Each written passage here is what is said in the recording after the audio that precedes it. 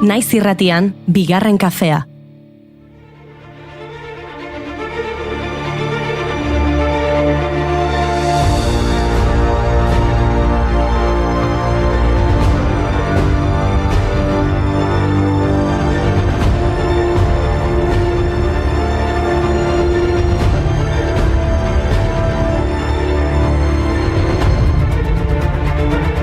Egunon guztioi, hemen gaude berriro gure estudioan, programa berri bat hasteko prest. Egunon, Goiuri? Egunon, Inigo, ondo egin duzulo?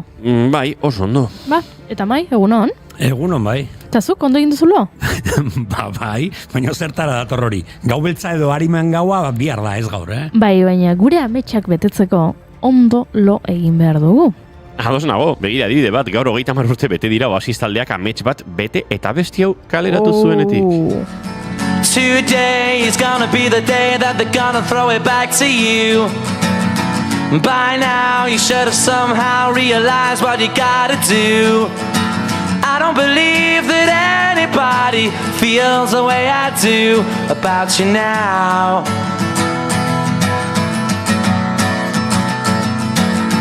Backbeat, the word is on the street that the fire in your heart is out.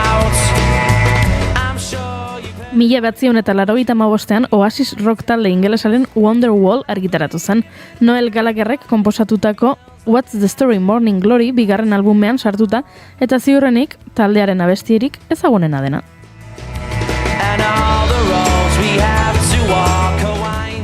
Abestiaren letrak gizakiek maitasunaren eta liluraren hasierako etapak bizitzean dituzen sentimenduei egiten die referentzia. Euforia eta agoniaren arteko gora bera eta maite mintzeak eragin dezakien ziurgabetasuna deskribatuz. Aklaratzen naizen. Ametsak lortzeko ondo egin behar badugu, zehazka kantak oso garrantzitsuak izan behar dira, za? Bueno, baietz uste dut, baina ziur nago norbait zehatza ari zaizula burura etortzen. Noski, Miguel Hernández poeta Orihuelan jaio zen 1910ean. Nork ez ditu ezagutzenaren tipulazko zehazka kantak edo Nanas de la Cebolla. En la cuna del hambre mi niño estaba, con sangre de cebolla se amamantaba, pero tu sangre escarchada de azúcar, cebolla y hambre.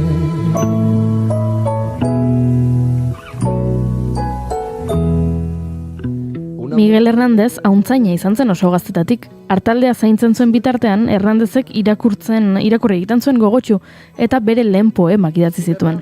Horri behartsuenekiko duen konpromiso poetikoa gehitzen badiogu, ulertuko dugu zergatik ezagutzen den poeta hartzaina edo herriaren poeta bezala. Beste zehazka kanta aipatu nahi dute, Gogoratu, ametsak lortzeko ondo ligun behar dugu. Zerbait buruan sartzen zaizunean ez duzu askatzen, Ea zein da lo egiteko kanta hori? Disneyren Koko filmekoa da. Gogoratu nirekin, Remember me, though I have to say goodbye. Remember me, don't let it make you cry. For even if I'm far away, I hold you in my heart. I sing a secret song to you each night we are apart. Remember me. Oso polita bestia baina zuk lehenago esan duzu. Gau beltza edo harimen gaua bihar da. Oso polita bestia, oso polita pelikula, heriotzaren irudikapena Mexikoko kulturan, dena oso polita Baina zein da, gaurko sarrerarekin duen lotura? Ondo entzun duzue Remember Me abestia, ez alduzue abotxa ezagutu? Uste dute ingelesezko zein gaztelaniazko bertsioetan Hector Osabaren ahotsa Gabriel García Bernal jarri zuela. Bingo! Gael García Bernal 1978an jaio zen Guadalajaran, Jaliskon. Mexikoko aktore, ekoizle eta zuzendaria da. Urrezko Globo saria irabazi zuen Mozart in the Jungle telesailan egindako lanagatik. Gaelek 2006an egin zuen zuzendari gisa debuta Defizit filmarekin. Eta bai, Hector pertsonaiari ahotsa jarri zion Koko animaziozko filmean bai ingelesezko, bai gaztelaniazko bertsioetan ere. Ametsak lortzeko ondolo egin behar badugu, sehaska kantak entzuteaz gain oberatu aurretik irakurtzea gomendatzen dizuet. Eta gaur gomendio berezi badaukat. Rose Wheeler Lane. Goodbye, Rose Lane, though I never met you face to face. You lit the path of liberty with quiet, fearless grace. You stood behind your mother's voice, yet wrote your own with fire. A rebel soul who would not bow to tyrants or their liars. And it seems to me you lived your life like a candle in the wind. 1978an hil zen Rose Wheeler Lane kazetaria, eleberrigilea eta bidaia idazlea. Beste biz idazlerekin batera, Ayn Rand eta Isabel Petersonekin alegia, Lane Amerikako mugimendu libertarioaren sortzaileetako bat izan zen. Eta Laura Ingalls Wilder idazlearen alaba da. Bai, Laura Ingalls. Little House on the Prairie edo La Casa de la Pradera liburuaren egilea. Oso gomendio nainego. Eta komiki batekin oheratzean nahiago baduzu, iradokizun bat ere badaukat. Bai, bota. Blueberry, Jean-Michel Charlierena. 1924an jaio zen Liegen, Belgikan, Jean-Michel Charlier komikigilea, pilot aldizkariaren sortzaileetako bat izan zen. Eta aipatzeko beste lan batzuk, Bagdani, Tengai et la Verdure, Barbe Rouge, La Patrouille de Castors, Uncle Paul, eta noski Blueberry ditugu.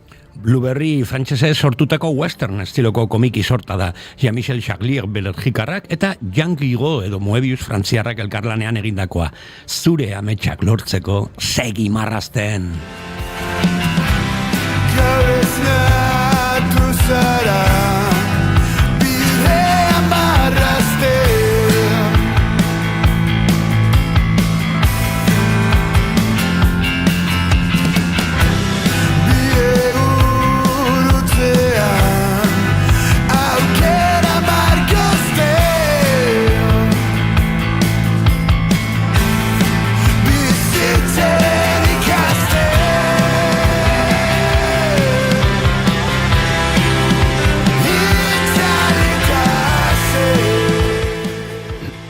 Argi dago gure ametsak lortzeko ondo lo egin eta kontzientzia lasa izan behar dugula. Inoiz, amestu alduzue, berri txarrak fikzioa besterik ez direla? Zoritxarrez gaur egun kontrakoa ohikoagoa da. Realitatea dirudien fikzioa. Munduen garran bezala. 1928ko gaurko egunean hain justu Orson Wellesek munduen gerra irrati egokitzapen bat eman zuen, eta horrek izua eragin zuen estatu batuar entzule batzuen askoen artean. Zuzeneko musikarekin barietate ikuskizun bat zirudiena albiste faltsu batek eten zuen. Carl Phillips bezalako fikziozko kazetariek meteoritoen erorketak kontatzen zituzten. Meteorito hauek Marteko espaziontziak ziren, bero izpi mota bat eta gas pozoitsuak erabiliz planeta inbaditzera zetozenak.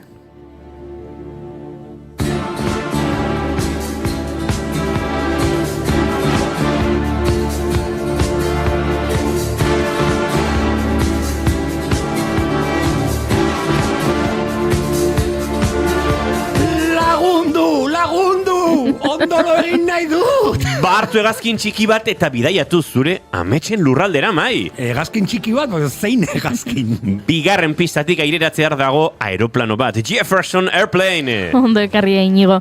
1939an jaio zen Illinoisen Grace Slick, Jefferson Airplane taldeko abeslari eta konposatzaia. Grace Slick rock psikodedikoaren emakumezkoa hotxe ezagunenetako bat da, eta hippie mugimenduko figura garrantzitsua ere, bai? Beraz, mai badakizu, hartu hegazkin hori, bideiatu zure ametsen lurraldera, aztu munduen gerra eta Grace Slickek abesten duen bezala bilatu Somebody to Love.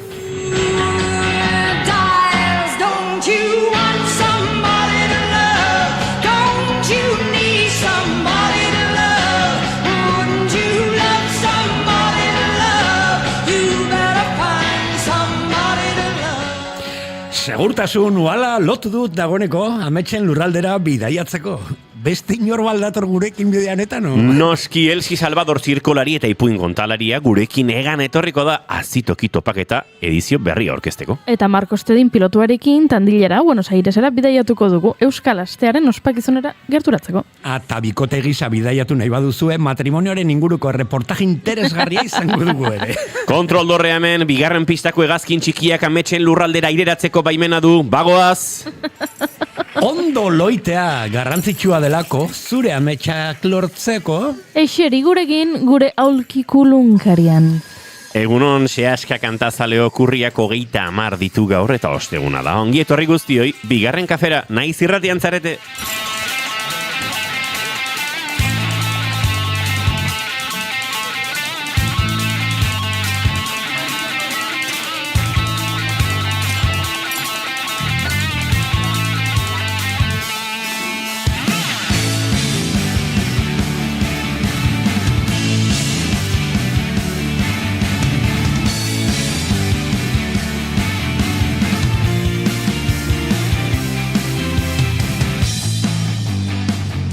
Zuekin entzuleok Mai Gorostiaga Pozo, egunon!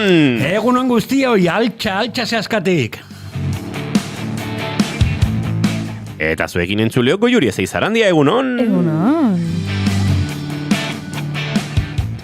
Izketan ari zaizuen hau Inigo Asensio Elurbide gaur bigarren kafeak 1018 garrena du, goizak 10 eta 17 minutu, 18 minutu 2 segundu barru, urriak 30, gu hiru hurrengo 2 orduetan zuekin bat egiteko asmotan, ongitorri guztioi, naiz irratian zarete, bigarren kafean.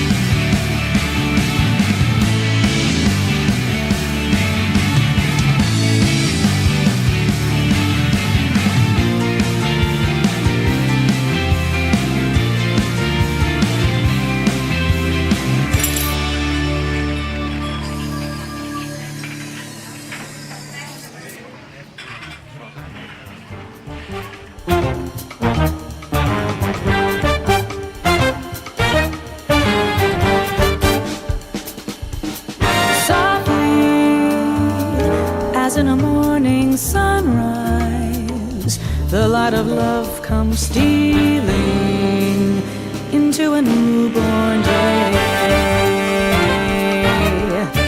flaming with all the glow of sunrise. A burning kiss is sealing the vow that all betray.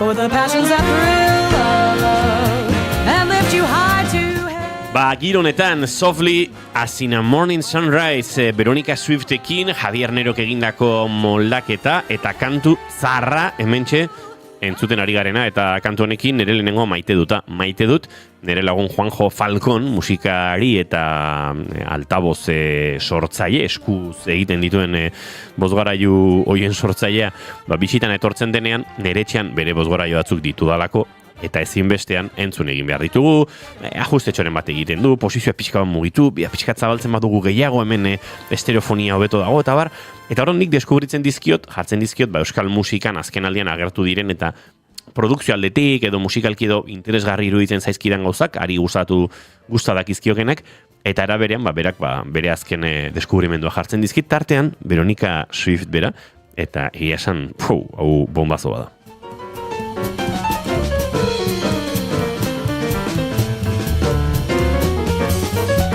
Baina gure txatean esan digute egunon mentxe. Ni gaur ondolo inde goizego 5:00 esnatuta lanen eta pozik berritxarrak entzuten. Gaur pozik nago, baze ondo.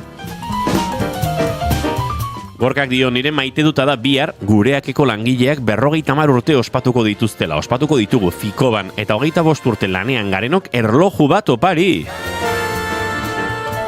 Eta galdetu diot, Gorka, 25 urte darmatzu eta dagoeneko lanean gureakien, da zatu, bai, 1988-tik, ostras, urte batzu dira, hiek, Mai, asko gustatu zaigu zure dantza. Inigo zure aparta, Goiuri, bueno, ba. Ba. Hainbestean. Ni beti ba. Baina, hola, biktimaren zea hotxarekin, ez dut, ni beti ba. Ba. Be. Ez, baino, kendu egiten didazue, ez zarete irakasle honak. Ez zuek, txatarekin ari naiz. Zinekin ari zara? Txatarekin. Txatarekin.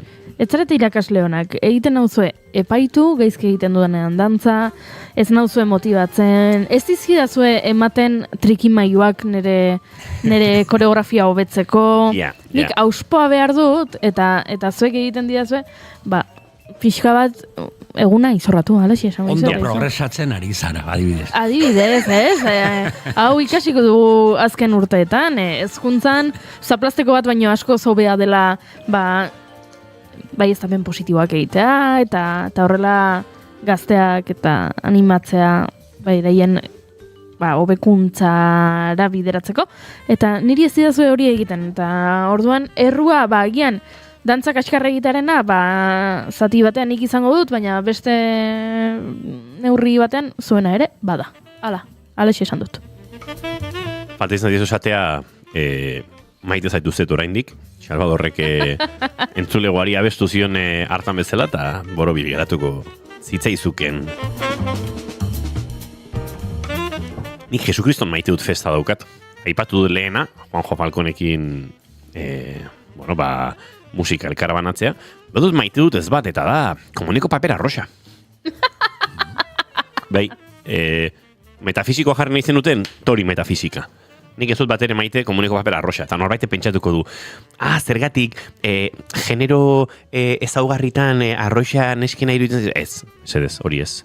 Norbaite pentsatuko luke, tintea duelako eta ura gehiago kutsatzen duelako. Bueno, ez da hori horrela den, baina bururatu zait eta hori izan ziteken, baina ez. Nire komunean ez delako ondo geratzen. Estetikoki. Kromatikoki destrozoa da.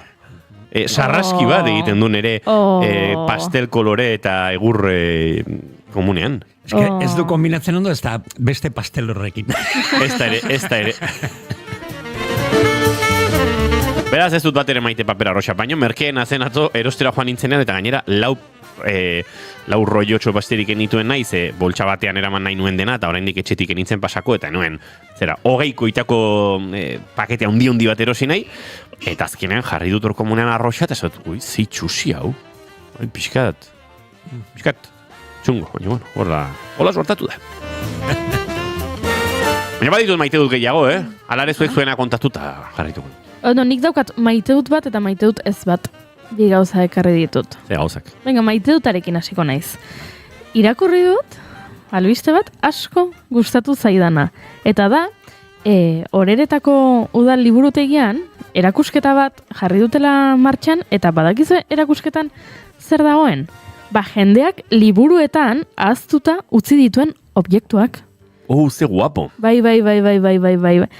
Altxorrak horrien artean izenburupean erakusketa bat antolatu du Errenteriako udal liburutegiak, esan bezala liburuetan ahaztuta geratu diren, gauzen bilduma bitxiarekin, batzuetan badira horri markagailuak, beste batzuetan tiketak, baina badaude baita ere argazkiak, badaude postalak, badaude eskuz idatzitako oharrak, eta orokorrean irakurleek utzitako beste hainbat aztarna ere. Zeonak, Zegia da, liburuak hartzen dituzunean, nik ere egiten dut, batzuetan, haian, treneko txartela hemen sartuko dut hemen tartean, ez doblatzeagatik horria, edo hemen argazki bat bapatean, edo pasadidate postal bat eta hortxe, eta gero batzuetan, liburu artean geratzen dira, diru ere batzuetan, ez dakit billeteren bat, horrelakoak. Dagoeneko zirkulazioan egon ez daiteken billeteren bat, adibidez, edo atzereko bidai baterik ekarri zenuena, bai.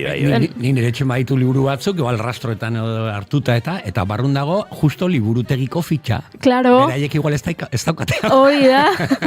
Nire ere gertatu izan zait, igual bigarren eskuko liburu bate erosi, eta batean ikusten duzu, liburu honek, ez dakit ze egunetan erosi zen, ez dakit ze prezioarekin, ez dakit nongo liburutegian, ez? Iruditu zait oso polita, oso ekimen polita, gainera, bestela zer egiten duzu gauza horiekin, bota pentsatzen dut, ez? Baina bilduma bat egiteak, honek pixka bat, ez dakit, ariketa erromantikoa, esango nuke badela, zentzu batean, eta politero ditu zait, eta, bizitza asko bizi izan dituztenaren erakusle, ez? Liburu horiek esan nahi dut, bai. We'll take it all away.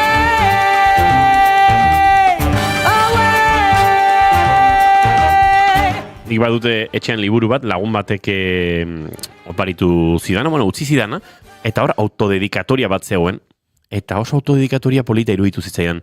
Jartzen zuen, imaginatu pertsonanek Mikel izena duela, ez? Jartzen zuen, Mikelentzat etorkizunetik, ez barkatu, iraganetik, zure bizitzako udara zirraragarriena izan zen antatik, eta fetxa jarri zion. Eta irakurri nuenean, eman zian, kriston beharra urte hartara joateko. Nolabait ze urtetan ari ginen, ez dakit, imaginatu 78 zela, ez?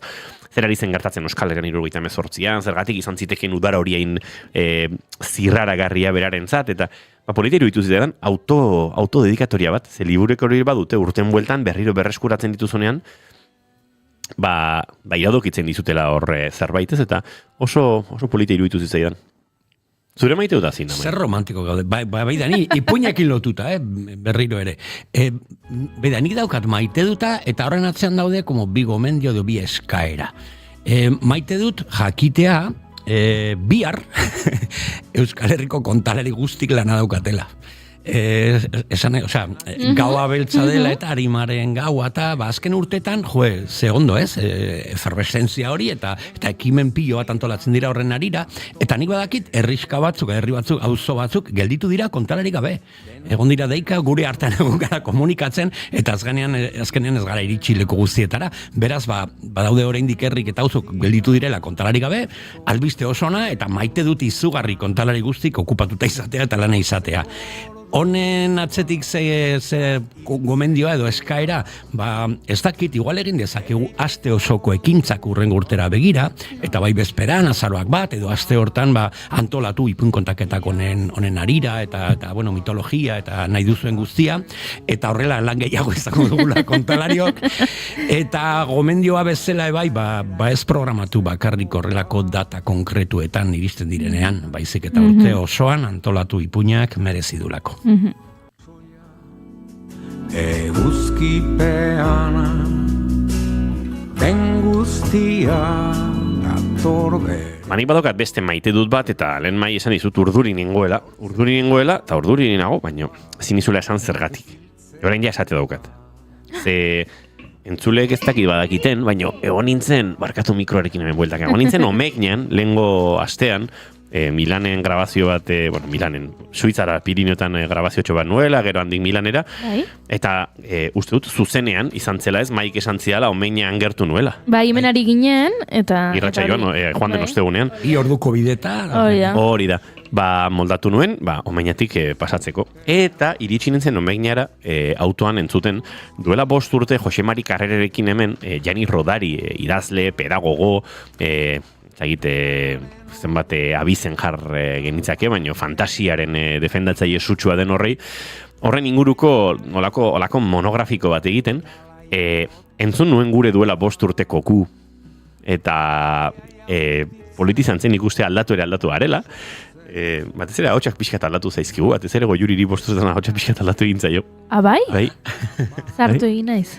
Ez, baina borobildu egin zaizu. Gozatu egin zaizu. Progresatzen zara oso. Gauzat esan gizut, 2008ko urri hartan, hasi berrian nintzen. Irratia egiten hilabete bizen eramatzen. Horregatik. Aldatu da, asko. Eta hori eta horrelako osnarketa entzuten, eta iritsi nintzen omeinara, laku zoragarri bat dago, lago Diorta, oso polita, badaude bizileta flotagatzaile batzuk, eta oso oniriko visualizatu nituen laku horretan lainoan bizileta bat uretan flotatzen, oso ipuin kontalaritzatik imaginatu nuen. Poza mantzidan ikuste omeina Jani Rodariri omenaldi konstante batean bizi dela, badaudela ari erreferentziak han zubi nagusian, pixkat lakua ibai bihurtzen den puntu hartan, badutela parke oso bat eta aurrekan jolastu egiten dutela, fantasiari eskenitako espazioak, museoa heldu nintzenean, hango museoaren arduradunak esan zidan, bueno, hau da museo bat monografikoa, hau ingelesez erantzien, baina bai, Gianni Rodariri buruz, idazle bazen, hemen jaio zen, omegnan, da zen, bai, horregatik etorri nahiz omegnera, Gianni Rodarigatik da. Orduan, jazta, badakizu orduan, bida, hau da museo bat, hau, eta baditut bideo batzuk erakutsiko dizkizut, telefono ipuine, dinamika hori zuten, eta nintzen ipuinak entzuten, eta jolasean, eta bakar-bakarrik nego gaina museoan, astegun bat zen, iriki berri, arratsaleko 3:00 irikitzen dute, eta nik orduan harrapatu nuen, eta handik, oparitxo batzuk ekarri dizkizut, mai. Eta opari batzuk, asteko eta behin dira, Gianni Rodari Parque de la Fantasiako mapa. Hemen bere mapa honetan topatzen dira museoa, ari egindako eskultura, zubia bera, hemen forum moduko bat, hau da industria giroan zegoen enpresa bat, baina gaur egun kultur edo fantasia espazio dena, parkiaren sarrera eta bar, omenara joaten zaren erako, mapa bat. Erakutsiko dut, entzule ikuslei pizkat.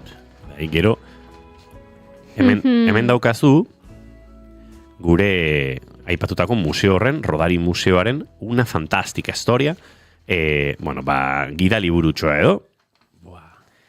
Hemen daukagu, zer gehiago daukagun, bintan museoa esartzerakoan eman ziaten txarteltxo hau. Haupa, Gianni Rodari. Hemen daukagu, Pasafai. Lo Xopo del Parco. Poltsa bera iruditzen zait badela oparitxo bat. Eta gero hemen egin ziaten enpaketatu hau, lortzen dudan. Hauzuk iriki beharko duzu, mai. Naski. Nola ze urduri, mila esker. Horregatik negon ni urduriz, aste guztia horre, opariak horri ikusten, eta esaten, mai etorriko da, eta oparitu bat. Gora, ipuinak, eta gora ez dakit korrelako kausalitatea zu alpetan, grabatzen eta justo gertu. Eta justu irratian ostegunean zuekin aritu, zuk hori esatea bestela nintzen konturatuko. Justo zan, Gianni Rodariren. Urte muga, dena gertatu zen. Mai, jartzegun mai gainera. Mai lasciarsi spaventare dalla parola fine. Cosa fai? Izugarri maite dut. Eta eskubitan duzun hori, da niretzat oparirik garrantzitsuena, ze uste dut etekin aterako diozula horri. Da arkatz amaigabea. Eta Gianni Rodariren fantasiazko mundu horrekin oso koherentea den zerbait. Fantasia amaigabea delako ere. Ez dakit inoiz amaituko ote den, egun horretan deitu jazu, baina hasiera batean mineral hori betirako idazteko gai den mineral bada, eta atzean ezazteko ere badauka, eta bestea da arkatz txiki bat antopatu nola, eta hori ere sartu dizut oparien artean. Baina baduzu hor arkatz amaigabe hori, fantasiari amaigabeko bidea egin dizaiozun. Ez da inoiz amaituko nire fantasia. Mila eskerren. Ez da zer. Bihotza gaua bezain itxirik.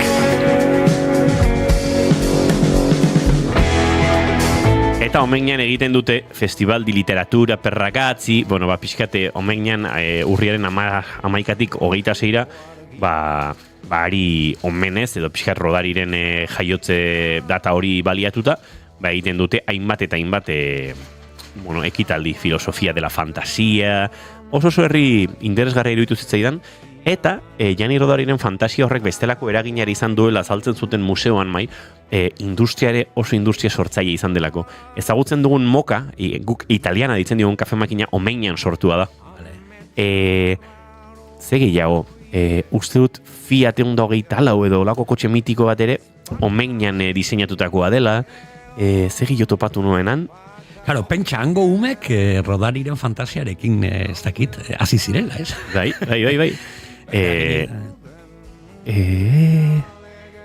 Oain txizut gogoan izango, baina baziren hainbat tramankulu guretzat oso ezagunak direnak, iritsi zaizkigunak, eta Rodariren herrian diseinatu zirenak, eta omegna herri txiki bada, ez dakit hiri txiki bat denik, edo herriska bada, ez dakit omegnak zenbat biztanle dituen, baina askorako eman duen herria da, eta benetan plazer bat izan zen ura deskubritzea, 15,000 biztanle, Tolosa baino txikixiagoa, Ordizia edo horrelako herri baten tamainukoa, eta deskubritzea, pixkate urte hauetan, hemen bigarren kafean hain garrantzitsu izan diren ipuin kontalari eta narrazioaren, erreferentetzat jo dugun rodari horren herria, honi guztiari esker, oso gauza ederra izan zen, eta beraz, eskerrik asko zuri, eta gure kontalari guztiei ere, izan zelako pixkate eurekin herria bisitatzea ere. Mila esker.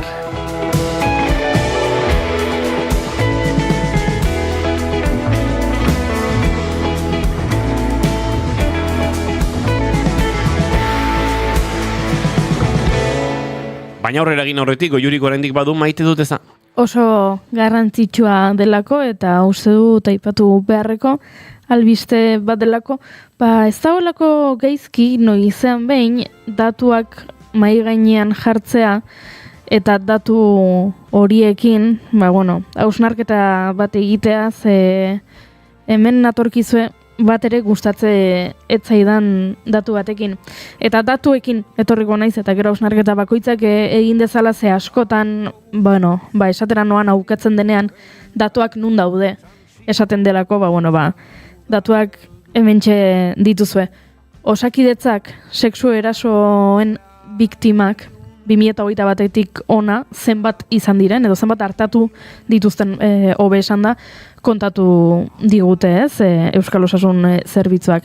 1.300 emakume izan dira. 2021-etik sexu erasoengatik hartatutako emakumetaz ari naiz. 1.300 2021-etik. Laguntza hori jaso duten 40% adingabeak dira. Eta 1.300 horietan, badago beste datu bat, eta gogorra da oso, baino esan egin behar dizuet, 1.300 horietatik, 88, 6 urte baino gutxiagoko neskatoak izan dira. Hau dela, 6 urte zazpiko 88 neskato hartatu ditu Osakidetzak sexu eraso batengatik. Osotara 1.300 esan dut, hau gutxi gora berako datua da, baina esango dizuet, aurten, urte hasi zenetik zenbat hartatu dituzten 2025an gaude. Datu hau da iraiaren amaierarartekoa. Urte hasi zenetik 289 kasu hartatu dira. Begiratzen baduzu egutegian iraiaren 30 urteko zenbagarren eguna den, iraiaren 30 da urteko 273 eguna. Beraz, 289 emakume hartatu badira urte hasi zenetik, esan nahi du, egunean emakume bat baino gehiago hartatu duela Osakidetzak sexu eraso batengatik, gehiagorengatik, edo dena dalakoa. 289 urte oraindik ez da amaitu, ez dakit ze kopurutan amaituko dugun, nahiago nuke 289 geratuko balitz zenbakio gaine badakit, gainera zifrak gora egingo duela eta urte amaitzen denerako gehiago izango dela. Hau da, egunean bat baina gehiago, eta hau da Osakidetzak hartatzen dituenak, beraz hemen sartu behar dira baita ere datuak aipatzen ditugunean Osakidetzara iristen ez direnak. Ze asko ez dire iristen, asko poliziaren gana iristen ez diren bezala, salatzeko gertatu zaiena. Beraz, nik esan dizuet datua ekarri nahi nuela, urte hasi zenetik 289 emakume hartatu ditu Osakidetzak sexu eraso batengatik, egunean behin baino gehiago, eta 1.300-2021-etik. Esan bezala 88, horietatik 88, 6 urtez azpikoak. Beraz, ausartu dadian horbait, etortzera eta esatera, feminazi hutsak garela, edo ez dela existitzen genero indarkeria, eta sexu erasoena, pixka bat, puztu egiten dugula gai hau gizonen aurkako terrorismoa egiteko. Ausartu dadian horbait etortzera, eta erakutsiko nizkioke datu hauek, eta aurpegi aurrean jarri, ikusteko ea zer egiten duen.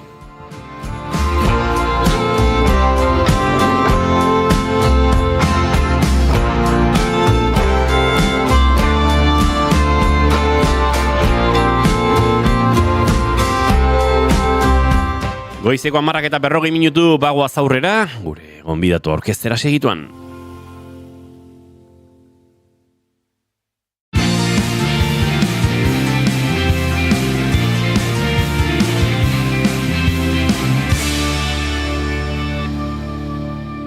Bigarrenak ez direlako beti okerragoak, bigarren kafea.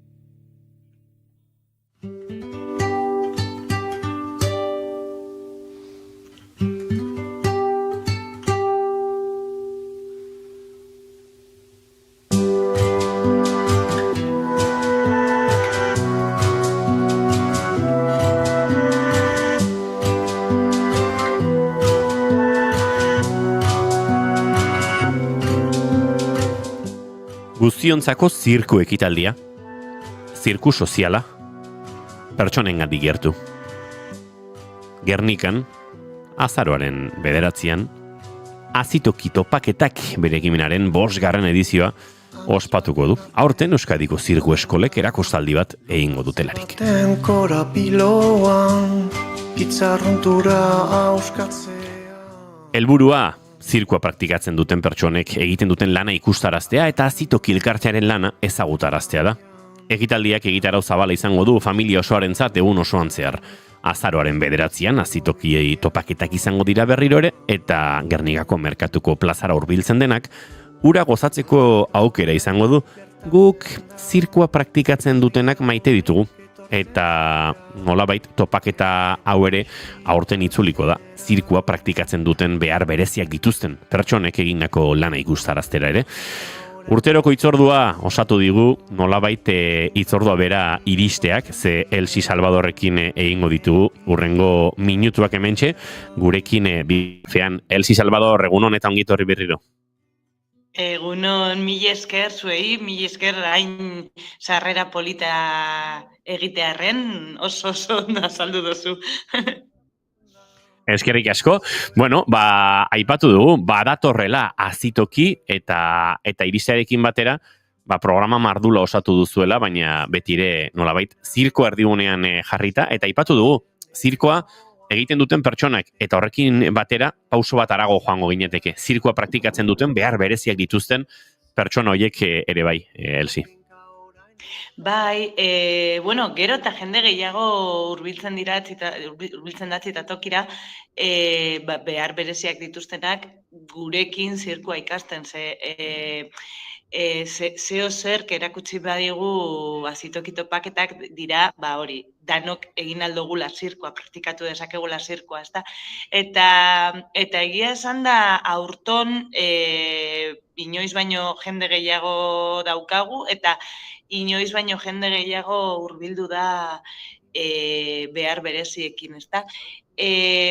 Badirudi hemen gure inguruan zabaldu dela zirkuak ez dela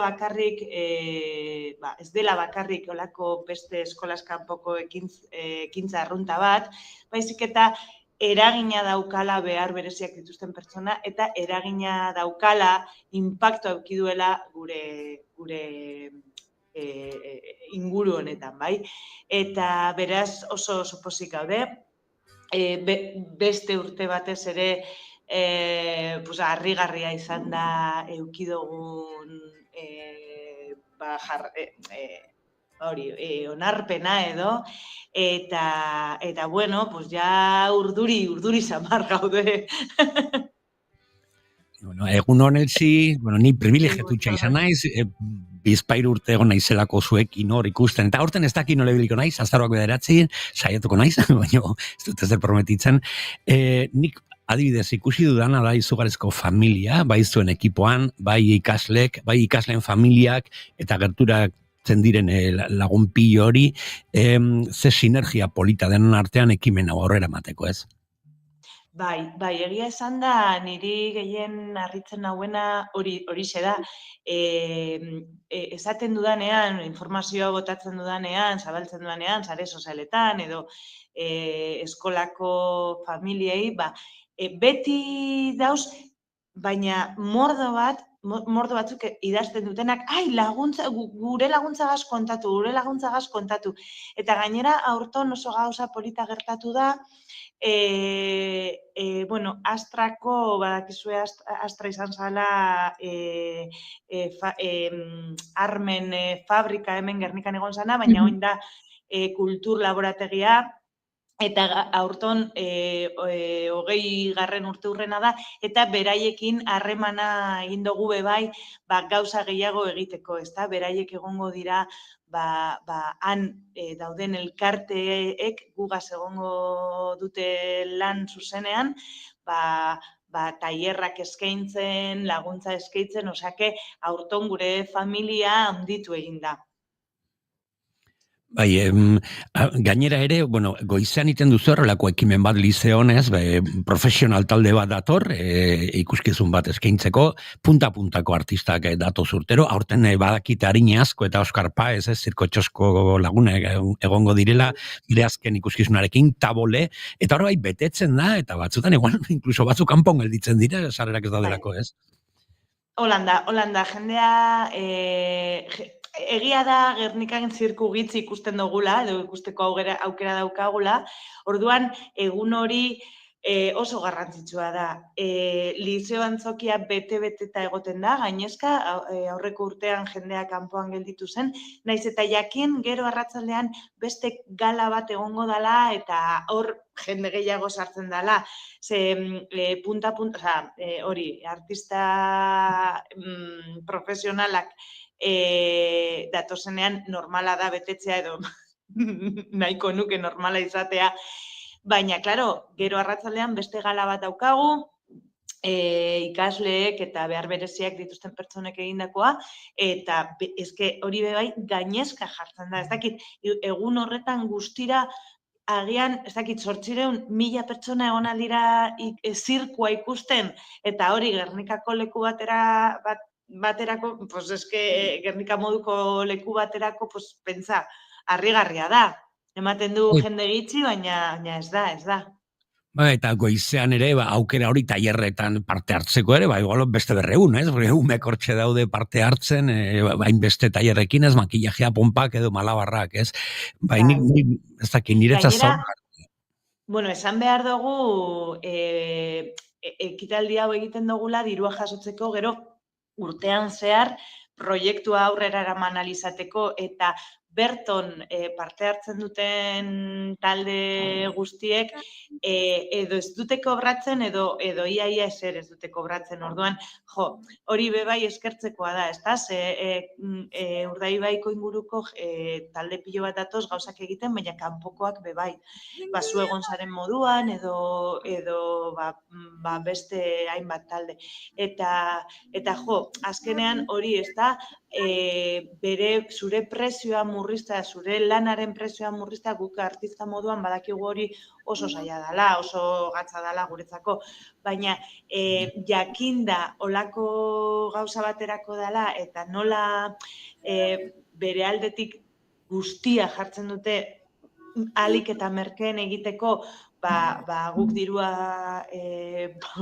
gordetzeko urte osoan erabiltzeko, guretzako da harrigarria. Eske bihotza bero-beroa daukagu, benetan. Nabaritzen da, nik azpimarratu nahi dute ikasleen implikazioa rigorra, ze profesionaltasuna, eta sekretu bat jakin nahi dute, adibidez, ikasle bat azten da zuekin ikasten eta hori, eta segurazki praktikatuko dula, ez dakit, malabarrak, orekak, aireoak, denetatik, baina zuek bideratzen duzu hori, beraiek eskatzen dute, nola juten da, ikasle baten progresioa, gero galan... Guk esaten diegu, beraiek helburua jartzea, eta guk bilatuko dugula bidea. Badakigu behar bereziak direla anitzak pertsonak bezala. Ez da gaude bi pertsona, arazo berdina daukatena. Orduan, beraiek egin nahi dutena batzuk etortzen dira trapezioan, beste batzuk aritzera, beste batzuk etortzen dira pelotoian aritzea. Beste batzuk ez dakite oso ondo, baina bidean topatzen dute. Eta guk proiektu honetan egiten duguna da, eurei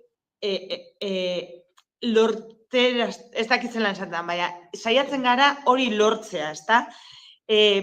Beraiek nahi dutena, egin nahi dutena lortzea, eta ikusiko dugu nola, ze bideak etorriko dira, eta bakoitzak bere ibilbidea dauka, garrantzitsua da, egunero, baina hau, behar bereziak izan, ala ez, egunero,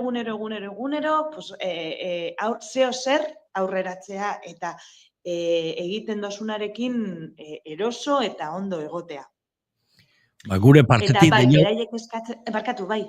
Segi. Ez, beraiek eskatzen dute, zer egin nahi duten, eta guk, jartzen dugu bidea. Batzuetan asmatu egiten dugu bidea, baina horretarako gaude bebai, ez da? ikasteko eta gauza berriak proposatzeko. Eskola bat ez bada horretarako, non egingo dugu bide hori? Ja que gauza berriak aipatu dituzu, begira, deialdia zabalduta, azaroak 9 Gernika gerturatu, azitokito paketarekin disfrutatzeko, baina gauza berriak aipatuz, beste zu poliedrikoa zara, eske, zirkoaz aparte ipuinetan ere, a ber, zer ekartzen digu, zer ekartzen dizu burura, sintonia hau.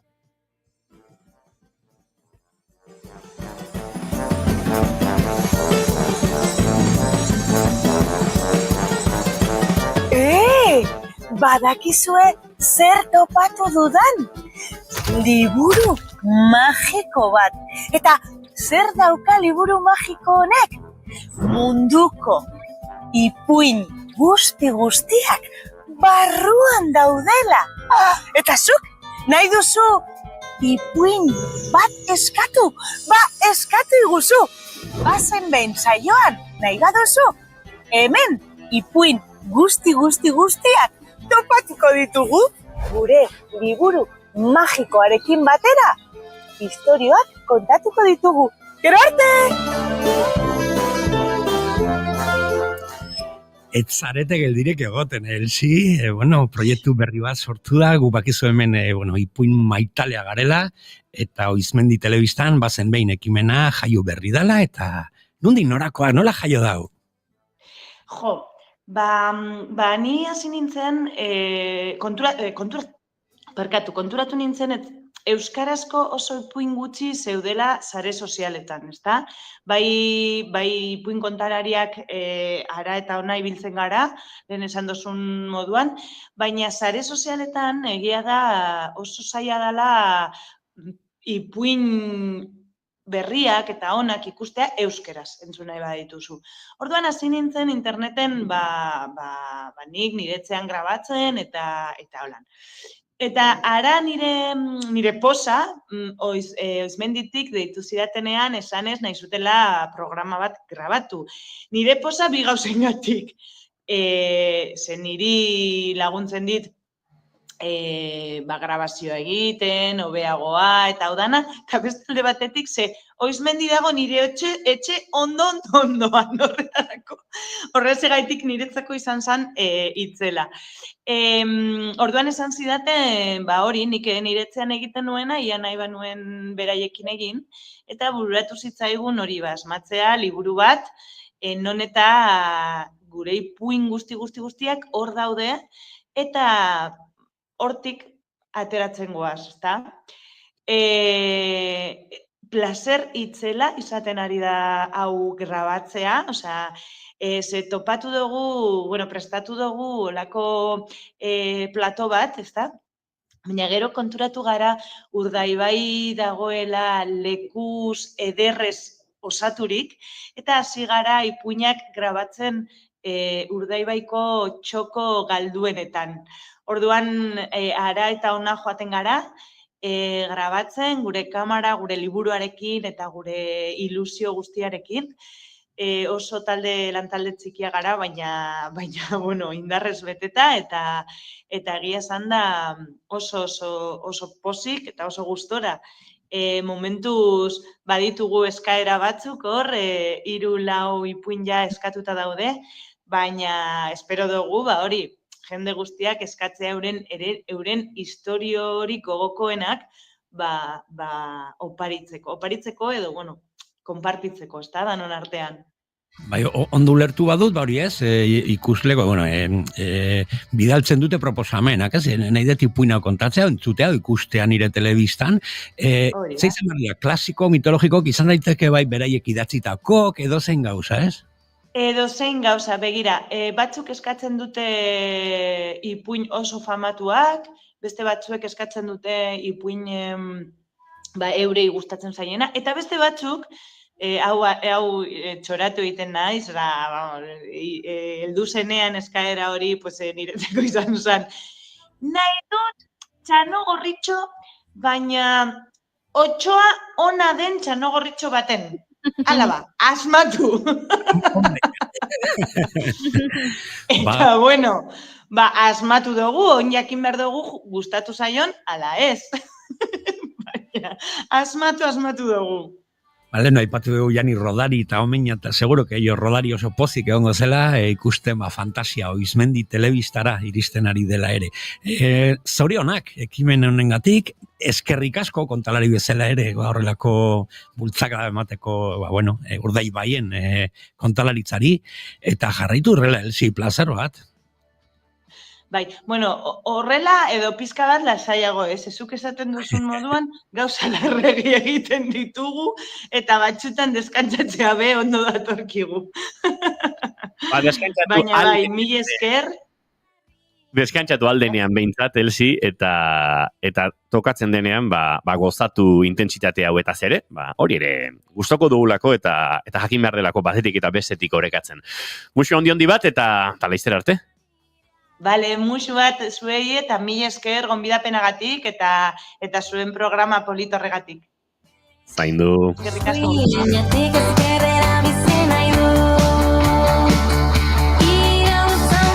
Dantzaren iraultzarekin egingo ditugu urrengo minutuak, dantzaren iraultzarekin joango gara goizeko 11:00 mugarri hortaraino, eta hain zuzen ere datorren astean gurekin izango ditugulako Ariatarrak, Marina Landa eta konpainia, hemen gure elkarrizketa akustikoetan, ez dakiguna da, zekandu egingo dizkiguten, nik esango nuke, hau ez, beste giro batzutan hariko direla hemen akustikoan. Baina zerbait aurreratu dizute, edo da zure sentsazioa?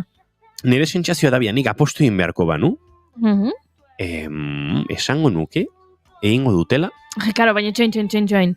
Zegoen entzuten ari dira, eta orduan justo hori egingo dute, eta gerrozuk esango duzu, ikusten, nekara zoi. Beraien plana izango dute, baina esango nuke... Ez esan, gauzat egingo dugu, idatzi egingo dituzu. Eta etortzen direnean, eta galdetzen diagunean zer abestuko duzue gaur, esango digute hau eta hau, bazuk egin dezakezuna da, papertxo hori atera, eta esan, ara? Begira. Ados, orain txidatziko ditut. Aukera bada, Bitartean gozatu dantzaren iraultza entzuleok.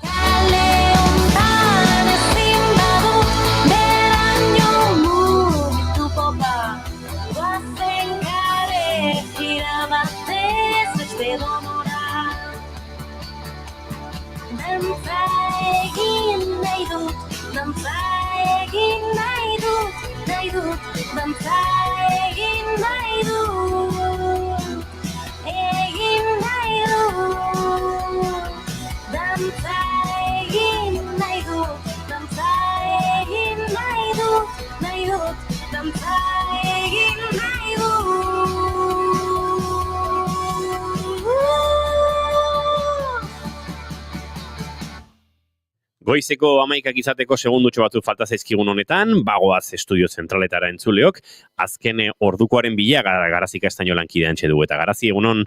Egunon dan hori, Zidenorrek frogak bilatzen da bilela kontatuko dizuet, bere defentsarako ari da bilaketa lanetan, Jose Antonio Jainaga, presidenteak, Palestina herriaren genozidarekin izandako ustezko konplizitatea ikertzen ari da Auzitegi Nazionala, beruna saltzeagatik Israeli, Espainiako gobernuaren baimenik gabe, eta beraz defentsa prestatzen hasi da. Enpresak dio azalpen zehatzak emango dituela, eta horretarako frogak aurkeztuko dituela, lehenik Auzitegi Nazionaleko epaileari, hau da, lehenengo etxeko lanak egingo ditu, eta ostean Lakuako gobernuari, enpresako langilei, bezero guztiei, hornitzaiei, eta gizarte osoari emango dizkio azalpen horiek. Oharbidez erantzun dio Zidenorrek Eusko Jaurlaritzari, azken honek prozedura judiziala ireki ostean azalpenak eskatu zizkiolako. Azalpen horiek eskaintzeko prestutasun osoa erakutsi du konpainiak. Zeintzuk dira zehazki ikertzen ari diren karguak? Kontuan hartuko dugu edo gogorakarriko dugu Fernandez epaiak kontrabandoagatik eta gizateriaren aurkako delituarin batengatik edo genozidioaren konplize izateagatik ikertzen ari dela Jainaga, eta ez Jainaga bakarrik, baizik eta Zidenorreko beste bi zuzendaritza kargu ere bai. Zergatik? Justu Israel Military Industries, arma fabrikatzailea den enpresa honi, beruna saltzeagatik. Beraz, esan bezala frogak bilatzen dabil Zidenor eta Jainaga, eta ikusiko dugu prozedura judizialak zein bide egiten duen. Bestelakoetan eta amaitzeko kirol mundutik azkenan ordukoa, Dan Izquierdok errekor berria ezarri baitu, perdido mendiko Juan Etorrian. Korrikalari aragoiarrak 8 minututan hobetu du, Aritzegea aurretxuarrak duela 9 urte egindako kronoa, Izquierdok 4 ordu eta 4 minutu behar izan ditu 40 kilometro eta 2400 metroko desnibela dituen ibilbidea osatzeko. Ez da erresa, ziur naiz Asensio Zukonen berri ere izango duzula eta jakingo duzula zer nolako marka den hori. Onarte azken ordukoak 12 puntu-puntuan itzuliko gara. Eskerrik asko Garazi, egia esan ni Aritzegearen hartan geratu nintzen eta pentsatzen genuen inoiz etorriko da norbait eta hau hobetuko du, baina tira 8 minutuko aldea alde handia da eta beraz txalote egin barko dugu. Izango da, beste euskaldunik horri berriro helduko dionik eta hori ere kontatuko dugu. Nosko baietz, gero arte. Gero arte, huerdiko 12etan informazio gehiago, gu aurrera goaz, eta tira, Garazik Astaño agurtu du, ez dakit ezkontzeko asmorik baute duen berak inoiz, baina ezkontzen inguruan aritu behar dugu, eta hizkuntzen inguruan hemen pastela dator rentzuleok goiurik orpegia jartzen du, zera, gaiztoren orpegia jartzen du.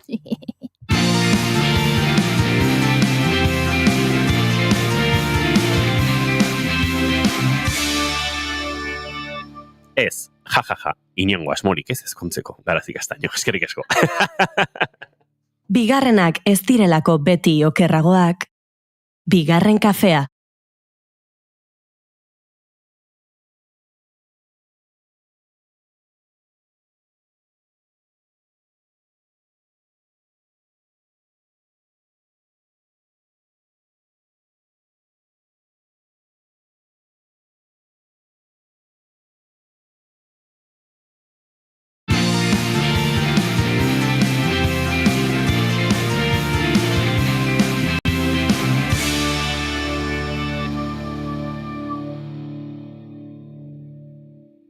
Bigarrenak ez direlako beti okerragoak, bigarren kafea.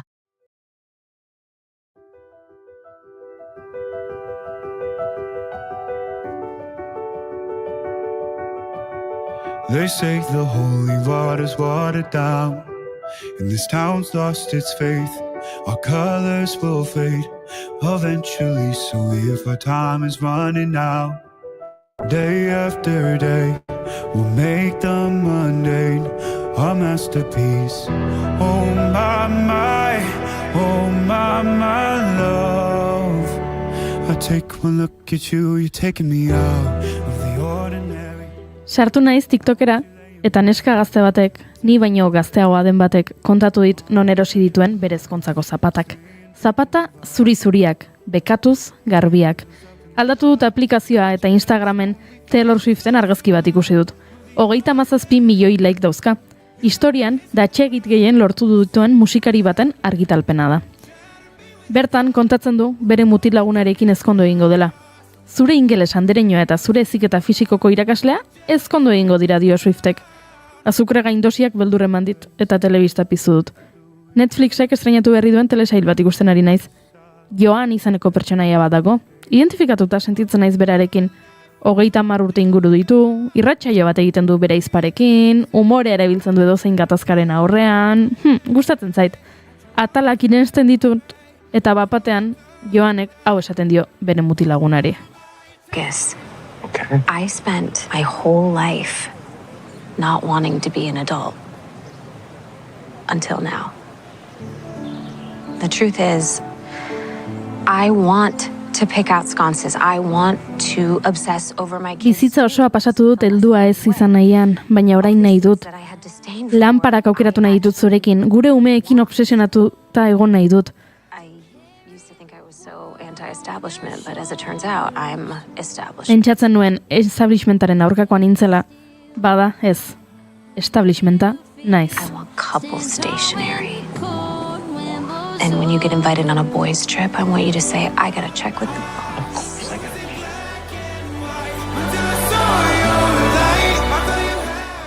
Telebistan ere ezin dioti egin harreman eredu tradizional heteronormatiboari. Propaganda iresten ari naizenaren sentsazioa daukat. Norbaitek nik ere ezkontza batekin amestea nahi duela iruditzen zait. Zeinek eta zertarako ez daukatain argi.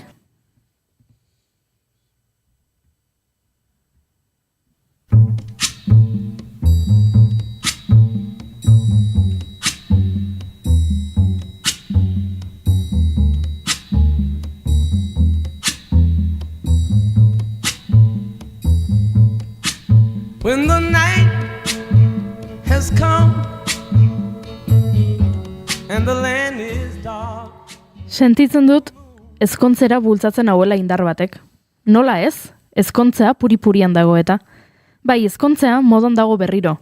The Not Worldwidek ikerketa bat egin du, eta Wedding Trends to Watch Report 2025 izenburupean argitaratu ditu ondorioak.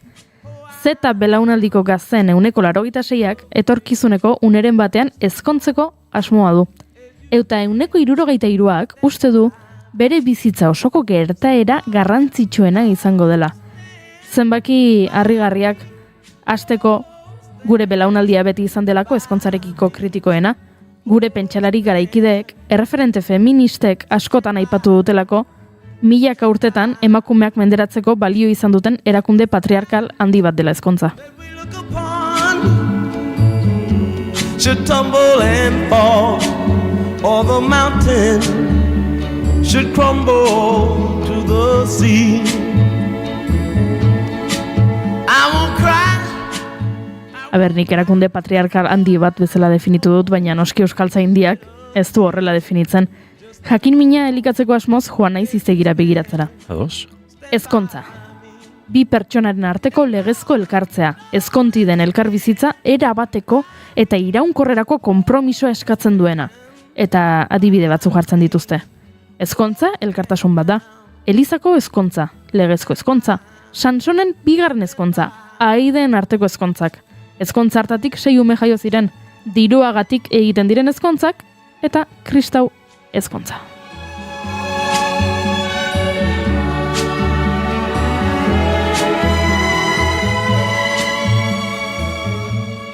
Nio, bi aldiz Elizari referentzia euskaltzaindiak badaki zerbait.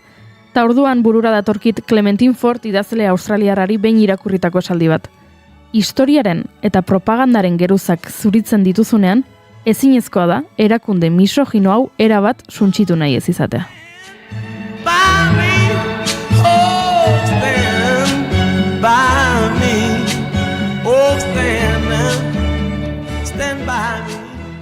Guazen ba? Kipulari geruzak entzea ondoritzen zaizue? Ados. Aspaldira, oso aspaldira. Nekazaritza sortu zenean, leku batzuetan eta kasu batzuetan duela 12.000 urte, jokoaren arauak aldatu egin ziren. Baratze zaintzarik sinpleenak ere laboreak babeste askatzen zuen, eta beraz, bertan geratu behar izatea. Hau da, nomada izatetik asentamentuetara. Baina asentamentuek talde barruko eta taldeen arteko gatazkak areagotu zituzten. Are gehiago, abereen hazkuntza garatu zen tokian, bertako biztanleek abereak defendatu behar izan zituzten erasoaldietatik, eta horrek gatazka maila handiagotara eraman zuen. Orain arte behintzat, eta hau ere agian aldatu egingo da, historiak erakutsi digu emakumek ez zutela gizonek bezainbesteko arrakastarik borrokan, eta beraz eginkizun hori gizonei egokitu zitzaiela. Eta horrek aldi berean, boterea irabazten lagundu ziela. Defendatzen zituzten baliabiden kargu utzi zituzten eta hori boterea da. Nekazaritza eta hartzaintza intentsiboagoak bihurtu ziren heinean, aberastasun materiala, hein handi batean gizonek kontrolatzen zutena, gero eta garrantzitsuagoa bihurtu zen. Bai, badakit milaka eta milaka urte bilerrotan laburbildu ditu dela, baina irratian segunduek urrearen balioa dute, eta urrea gizonen esku zegoen.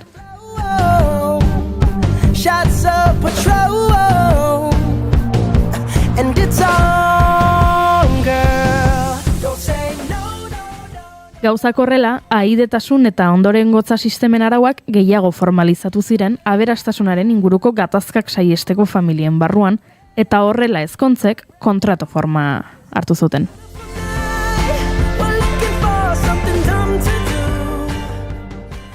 Gizarte sistema batzuetan, nekazaritzak eta abeltzaintzak sortutako aberastasunak poliginia albidetzen zuten, hau da, hainbat emakume dituzten gizonak. Sistema horietan emakume gazteak ziren produktu, kakotxen artean, erakargarriena. Umeak edukitzeko gaitasun handiena zutenak, alegia. Gizonek eskaintzan beraien ondarea erabili zuten emakume gazteak erakartzeko. Horrela, emazte gaiaren baliabeidagatik haren familiari ordainduz lehiatzen ziren. Ondorioz gizon aberatsek emazte asko izan zitzaketen eta gizon pobre batzuek ezko ongabea amaitzen zuten. Beraz, gizonezkoek baliabideak behar zituzen bikote askuratzeko lehiatu alizateko eta emakumezkoek berriz, senar baten bitartez soilik lortu zitzaketen baliabide horiek.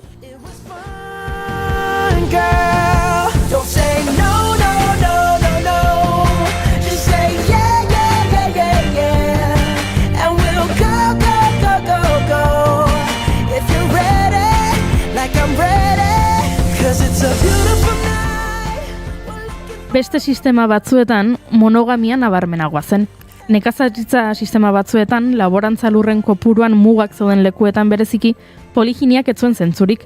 Laborantza gogorra bazen eta produktibitatea egindako lanak erabakitzen bazuen lur kantitateak baino gehiago, orduan emakumeen eskulana funtsezko baldintza bihurtzen zen, eta bikotek elkarrekin lan egiten zuten elkartze monogamoetan. Monogamoa sistema horrenpean, emakume bat, gizon aberats batekin ezkontzen bada, aberastasun hori bere ondorengoen ganadoa. Horrela, monogamiaren araberako ezkontzen ordainketak ezkonsari itxura hartzen du, dotea bezala ezagutzen dena. Emazte gaiaren gurasoek, senar gaiaren gurasoei dirua ematen diete, edo baita batzuetan senar gaiari berari ere. Dote hori garrantzitsua da gaur egun oraindik ere Asiako zenbait herrialdetan.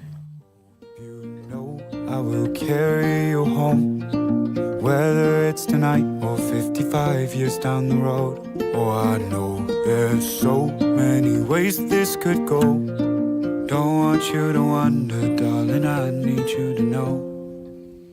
We were talking to the sun. Beraz, horrelako errepasoa eginda gauza bat argi dago. Ezkontza ez dago eta ez da inoiz egon emakumen zoriontasunean pentsatuz diseinatua. Eta hala ere, esan digute, hori gabe miserableak izango garela. Edozein soziologok esan dezakenez, gizonak dira ezkontza batetik etekina ateratzen duten bakarrak.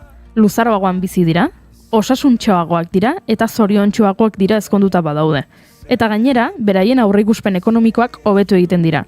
Bestalde, ikerketa ugarik erakutsi dute, emakume ezkonduak lehenago hiltzen direla.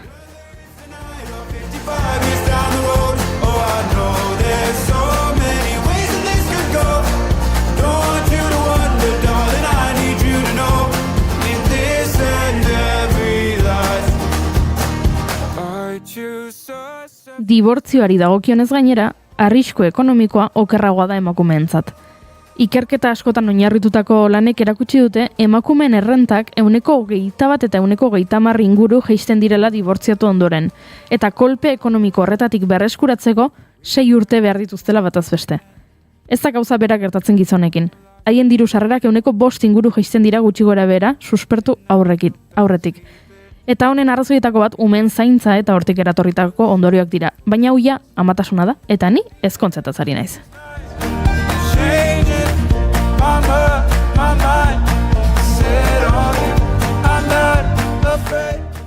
Gai asko utziko ditut alde batera eta ez dut horietan sakonduko. Baina zuritzen nahi naizen kipula horietako geruza gehiago ere badaude. Bizigodoetan oso ohikoa zen emazteen baiketa. Erdi aroan baita gertatzen zen bezala emazteak enkantean saltzea jadan nahi ez zituzten emakumetaz libratu alizateko. Aurrera hainbatetan eta hainbatetan gertatu den bezala emazteak eroetxera bidaltzera, azken batean senarraren sinedura bakarrik behartzen, edo ezkontza behartuak, ezkontza barneko bortxaketak.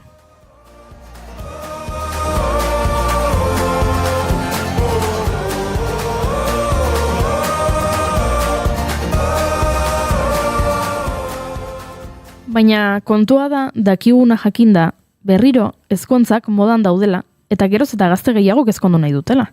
Zergatik gertatzen dau? Batetik, estatuari interesatu egiten zaiolako. Pentsa, ezkontzeagatik zure nagusiak 20 oporregun oparitzen dizkizu. Oparitu edo. Saritu egiten du, zu, bere langilea, ezkondu izana. Horrela, umeak izango dituzu. Eta ume horiek, etorkizuneko langileak izango dira. The Cycle of Life. Baina arrazoimendu lerro hau, ez zait hain interesgarria iruditzen. Gaur beste galdera batekin nator. Eragina dauka pop kulturak ezkontzen gorazarrean?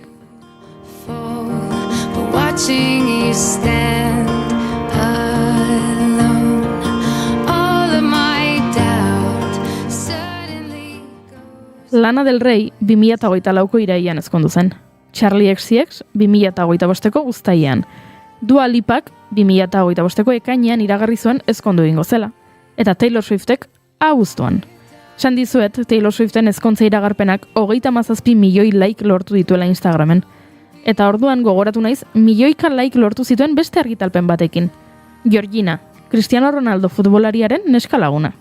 Abuztuaren 11an argazki bat igo zuen eraztun erraldoi batena, eta honakoa zioen. Bai, nahi dut. Bizitza honetan, eta beste guztietan. 18 milioi datxegit. Post hartatik, beste 20 post argitaratu ditu. Guztietan, lehenengo planoan dago, eraztuna.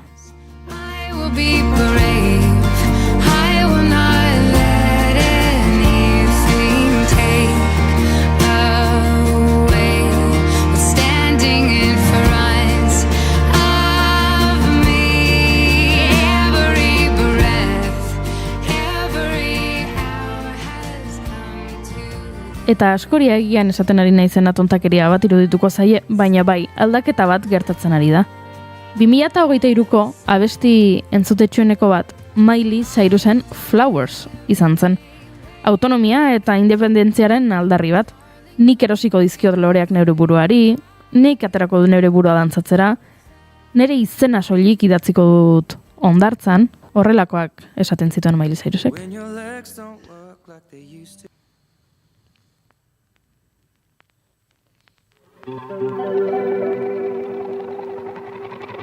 We were good, we were gold, kind of dream that can't be sold.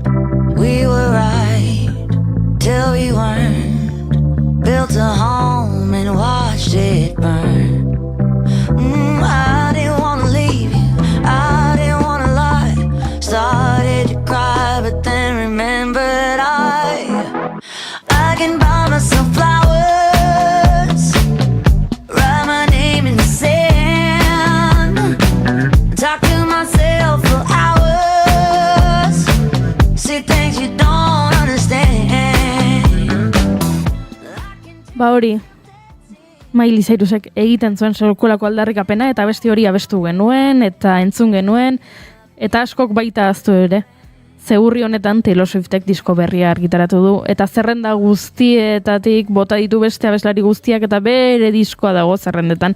Pentsa, Spotifyen historiako pre-save gehien lortu dituena da. Hau da, argitaratu aurretik ere 5 milioi datxegit zauzkan diskoak, edo 5 milioi aldiz gorde zuten entzulek diskoa, iristeko zeudelako.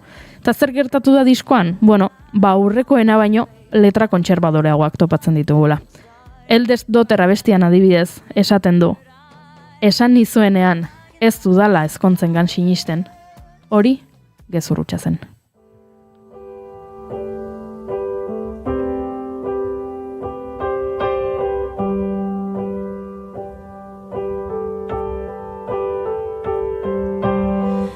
Everybody's so punk on the internet.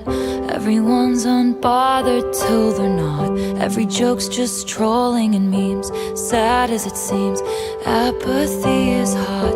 Everybody's cutthroat in the comments. Every single hot take is cold as ice. When you found me, I said I was busy. That was a lie. I have been afflicted by a terminal uniqueness. I've been dying just from trying to seem cool. But I'm not a bad bitch. Cool izan nahi nuela itortzen du Taylor Swiftek abesti horretan bere usteut 12. Diskoan. Eta honekin, pixka bat zalantzan jartzen du orain arte argitaratutakoak. Taylor Swiftek egin ditu abestiak esanez, nere balioa ez du nere mutilagunak, ez da nere mutilagunaren araberakoa. Taylor Swiftek egin ditu abestiak esanez, bera emakume izateagatik, ez diotela jaramon egiten industrian, gizona balitz beste modu batera tratatuko luketela, egin ditu abestiak esanez, mutilagun gabe hobeto dagoela, egin ditu abestiak esanez, ez duela senar bat behar, eta orain, ez dakit zenbat milioi jarraitzailerekin etorri da esatera, orain arte esan digun guzti hori gezurra dela. Eta berak nahi duena ezkontza bat dela. Eta nahi duena dela ezkondu ondoren umeak edukitzea. Eta nahi duela umez betetzea etxe zuri bat. Beraz, ezakit pop kulturak eragina duen ezkontzetan edo ez, baina momentu honetan musikaren industrian influentzia gehien duen pertsonak kontatzen dizunean, orain arte esan dizun guztiak gezurra dela, eta berak benetan nahi duen gauza bakarra ezkontzea dela, gero, ez gaitezen harritu, ezkontzen kopurak gora egiten badu. So many traitors, smooth operators, but I'm never gonna Goiuri ez Zarandi eskerrik asko, reportaje ederrau eta ausnarketa sakon eta interesgarri hau gurera ekartzeagatik. Orain ez dadia inor aserretu, ezkontzeko asmorik duen norbait edo ez dadia aserretu, baino aizu esan dudan bezala kipula bat da eta geruze asko daude eta aipatu beharrekoak da. Gauza asko utzi dituta aipatu gabe. Ea zergatik ezkontzetan hainoikoa den zure aitaren besotik iristea eta zure aitak zure senargaiari, ez? Zu bere ondasun bat izango bazina bezala pasatzea edo baimena eskatzea, eskua eskatzea. Hor dago gero paraguayoaren txistea, baina ez du orain ekarriko. Ez du orain kontatuko. Nire alare ezkontetatik gauza gogorrena iruditzen zait, eta utziko diazue azaleko jartzen pixkate broma egiteko baino. Da komedorera serbiletak astintzen abesti batekin dantzan ezkongaiak sartzen direneko momentu hori. Ze gogorra, Serbiletak ze kolorekoak? Zuriak baita ere dena delako, esan dudan bezala, bekatu zarbia. Nik buruan dauka beste bat ezan homosexualen eskontzarekin, eta ze hori arazoa zan eskontza hitza. Claro. Pareja de hecho no zegoen ikusita, baina eskontza hitza horrekin zegoen akats guztik, ez? Bai.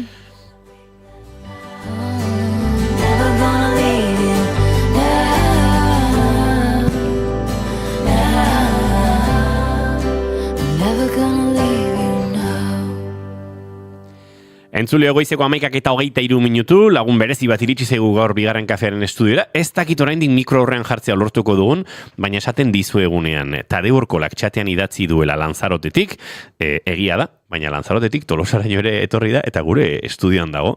Ze tipo elegante da, Tadeu Urkola.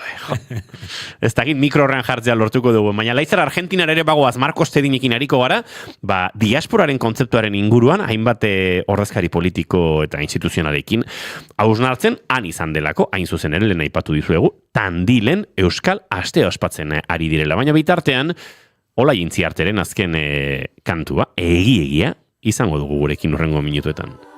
Egia, zer dugu kantatuko, garai makurrak, gazteen dako zer dugu kantatuko.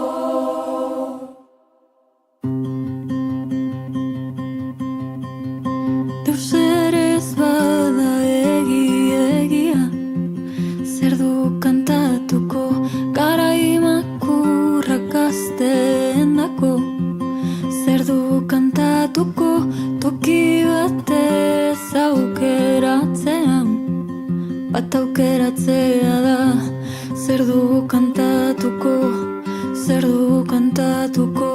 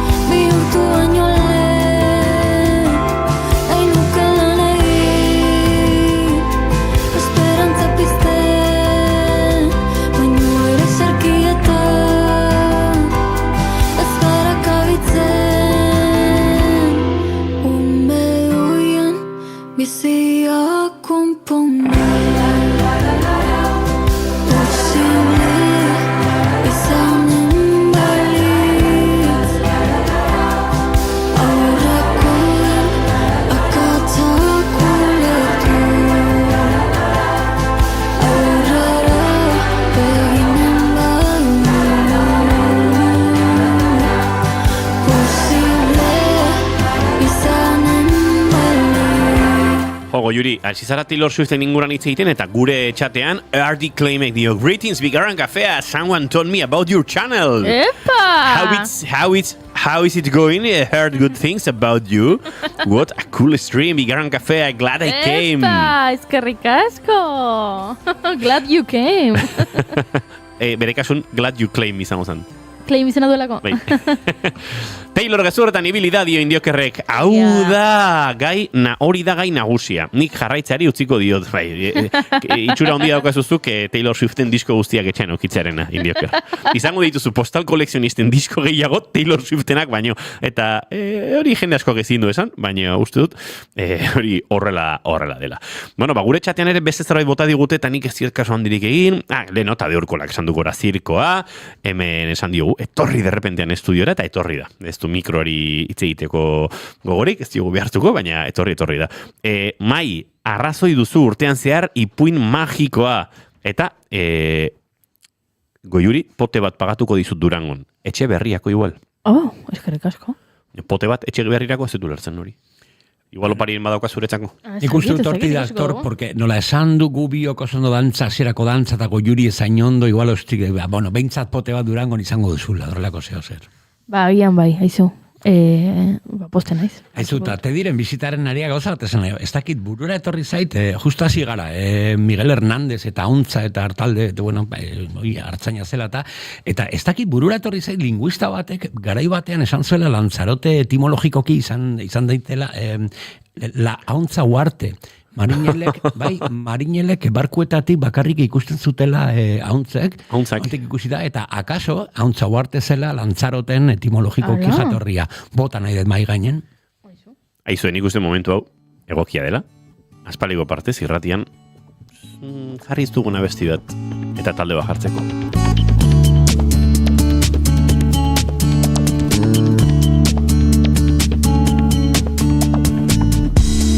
Ez Kupidota, ez Afroditak, ez zuten sinetxura ikusita.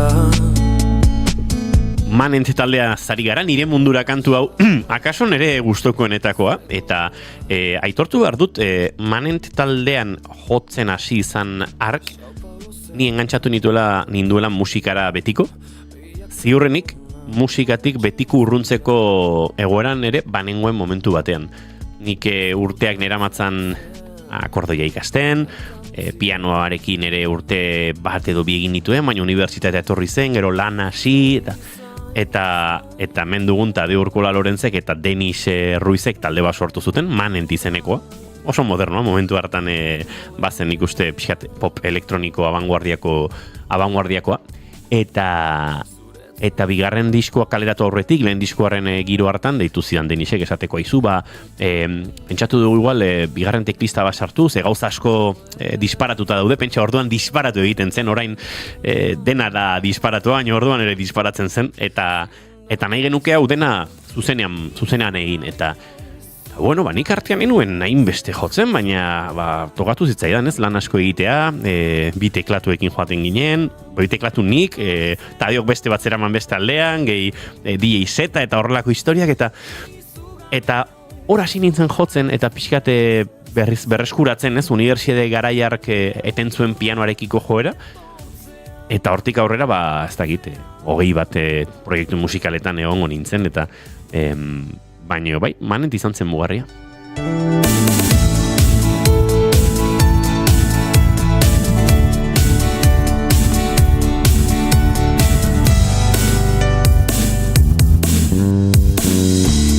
Orain Donostiko auzo batian, lan egiten du aste guztian. Etxe ederta txukun batian, badu hor bat soineko sorta bat, sukaldean erakustaldiak. Datu dira bere amets guztiak. Etorri zaitez maitia, nire mundura,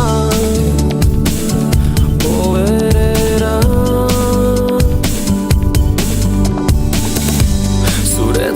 zapatak bitxiak eta niretzat poerdiak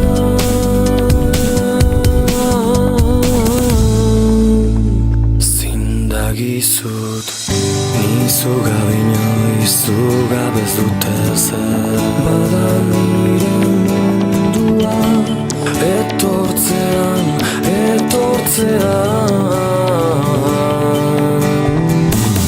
nizu gabe inoiz zugabez dute zer zure sortea bada nire mundua etortzean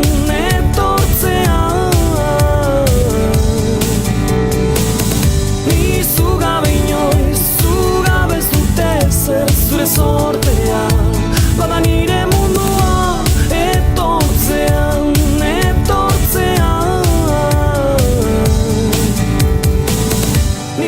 Manenten nire mundura haren txuribeltzeko amodioa diskotik 2011 urtean kaleratutako disko hartatik azken minutuetan bidelagun izan dugun kantua.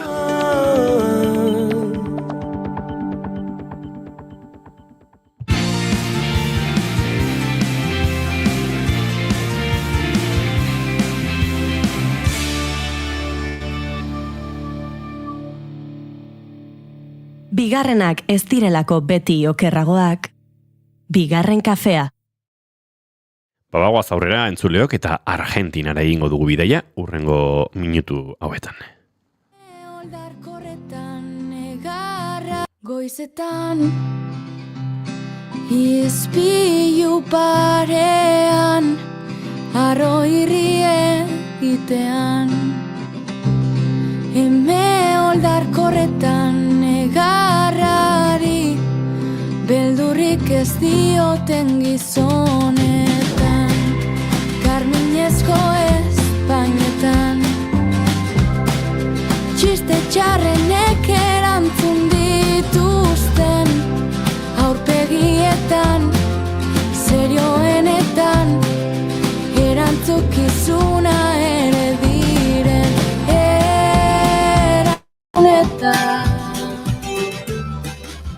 Angela Davidsen itzetan. Plazerra ematen digu eguzkia leiotik sartzen ikustea Argentinan, Buenos Airesen antxe matea hartzen duen bitartean Marcos Tedinen orpegia ikustea esnatu berri, baina zoriontsu, ze badakizu zego Juri. Zer? Txarrak beti duela zerbait ona. Beti. Eta ordu aldaketak gu aztoratu gaitu. Baina Marcos Tedinen gure zuzeneko konexioak Argentinatik ordu bete gehiago ematen diotelo egiteko. Bai? Uf, galdu egiten ez kalkulo matematiko horiekin. Marcos Tedin, egunon! Haupa egunon, zelan, zer moduz? Ba, gu, hainbestean egia esan ordu aldaketak aztoratu gaitu eta pixkate loarekin hor borrokan gabiltza, baina atzo jakin nuenean zuk ordu bete gehiago zenuela lo egiteko, esan, bueno, tira, ba, ez dago gaizki. Beraz, normalean orain goizeko 6:30 izaten ziren, eta orain 7:30 dira. Bai, asko sobeto, orain badeko denbora lo egiteko, lasai lo egiteko, así que oso ondo. Bueno, ba, posten gara, eta Idoia Surmendiari gara entzuten, hitzetan kantu ederrau. Hain zuzen ere, ba, Idoia Surmendi ere Argentinan bueltan dabilelako, eta guke Argentinaz hitz egin behar dugu, baina Euskal nortasunetik oso, ze diasporaren inguruan ariko gara, eta Euskal aste hori ospatzen ari da tandilen, eta horrek ere itzaki eman dizu, Marcos Tedin, ba, hainbat diasporaren ordezkarirekin aritzeko. Hori da, bai, aste honetan, hasi da Euskal astea, oso ekitaldi garrantzitsua da hemen Argentinan, esango nuke diasporaren ekitalirik nagusiena urtean, ze biltzen dira, beti aldatzen da hiria, biltzen dira hemengo hiri batean Euskal Etxe guztiak, Argentinako Euskal Etxe guztiak, eta Hego Amerikako Euskal Etxe batzuk bebai.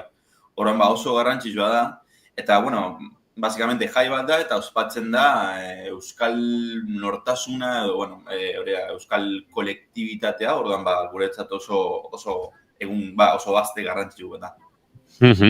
Bueno, han Argentinan esan da bezala euskal kultura bai, euskal ordezkaritza politikoa ere bai, Marcos.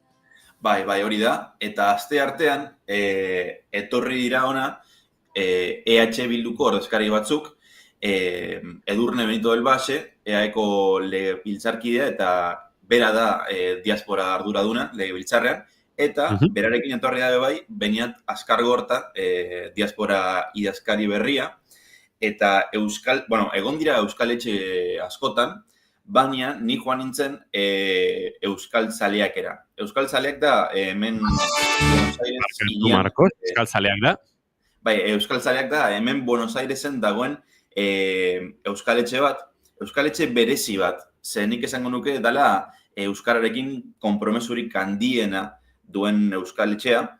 Eta bueno, etorri dira on Argentinara, eman zituzen hainbat hitzaldi, eta aste artean egon ginen hor euskal zaleaken, eta berez, eurek hitz egin zuten diasporaren lege berriari buruz. Ze badago diasporaren lege bat, 1984an ezarrita, baina orain aldatuko da. Datorren urtean aldatuko da, eta eurek, inork ez daki oso ondo zertaz hariko den lege berri hau, baina eurek etorri dira entzutera zer duten esateko euskal etxekoek. Hau da, euren kezkak, euren nahiak eta horian. Orduan, nik uste dut oso hitzaldi interesgarri eta positiboa izan zela, ze euskal zaleaken badau plako konpromisu handi bat euskal kultura eta euskararekin, eta nik uste dut, nik sentitu nuen behintzat sinergia handi bat, eza? Ordezkari eta euskal etxekoen artean, orduan hori postekoa, esango nuke. Bueno, ondo baderitzozu, hasiko gara, Edurne Benito del Vallek eta Beñat Azkargortak, zurekin elkarbanatu zituzten nolait adierazpenak entzuten, Marcos? Bai. Bueno, lehenik eta behin abia puntu, hementxe dugu, Edurne Benito del Vallek diasporaren lege berriaren inguruan kontatutakoa. Aurkezpen hau egitea aprobetxatu nahi genuen ere, aipatzeko Argentinara etorri garela, entzuketa ariketa bat egiteko, aprobetxatu ere, Euskal Astea ospatzen dela aurtentan dilen, egun hauetan, eta nahi genuen entzuketa bira bat egin, Euskal Ezberdinekin diaspora legea parlamentura legegintzaldi honetan etorriko dela aprobetxatuz. Hortxe lehenengo adierazpena, eta nolabait, bidaiaren helburuaren inguruan ere aritu da Beñat Azkargorta. Bai, bidaia hau aprobetxatu dugu ariketa hori egiteko, eta baita ere, nire kasuan kontaktua egiteko lehenengo aldiz Euskal Diasporarekin, eta harreman hauek sendotzea guretzako oso estrategikoa izango da. Bai, alde batetik diasporaren iritzia jaso nahi dugulako, gure herriaren bizitza politikoan presente egon daitezen, eta batez ere lege honen inguruan parte hartze sendoa izan dezaten, eta beraien iritzi, gabezi, beldur eta aspirazioak eta ikuspuntuak hobeto ezagutzeko, baina baita ere, gure ustez diasporak gure nazioaren kanpo proiekzioan duen estrategikotasunagatik eta duen aitortzen diogun garrantzi eta agentziagatik, ez? Gure nazioa munduko herri askotan mapan kokatu duelako eta etengabe egiten duten lan horrengatik gure, bai kultura eta bai idiosinkrazia hori birproduzitzen eta horren oihartzuna lau haizetara zabaltzen.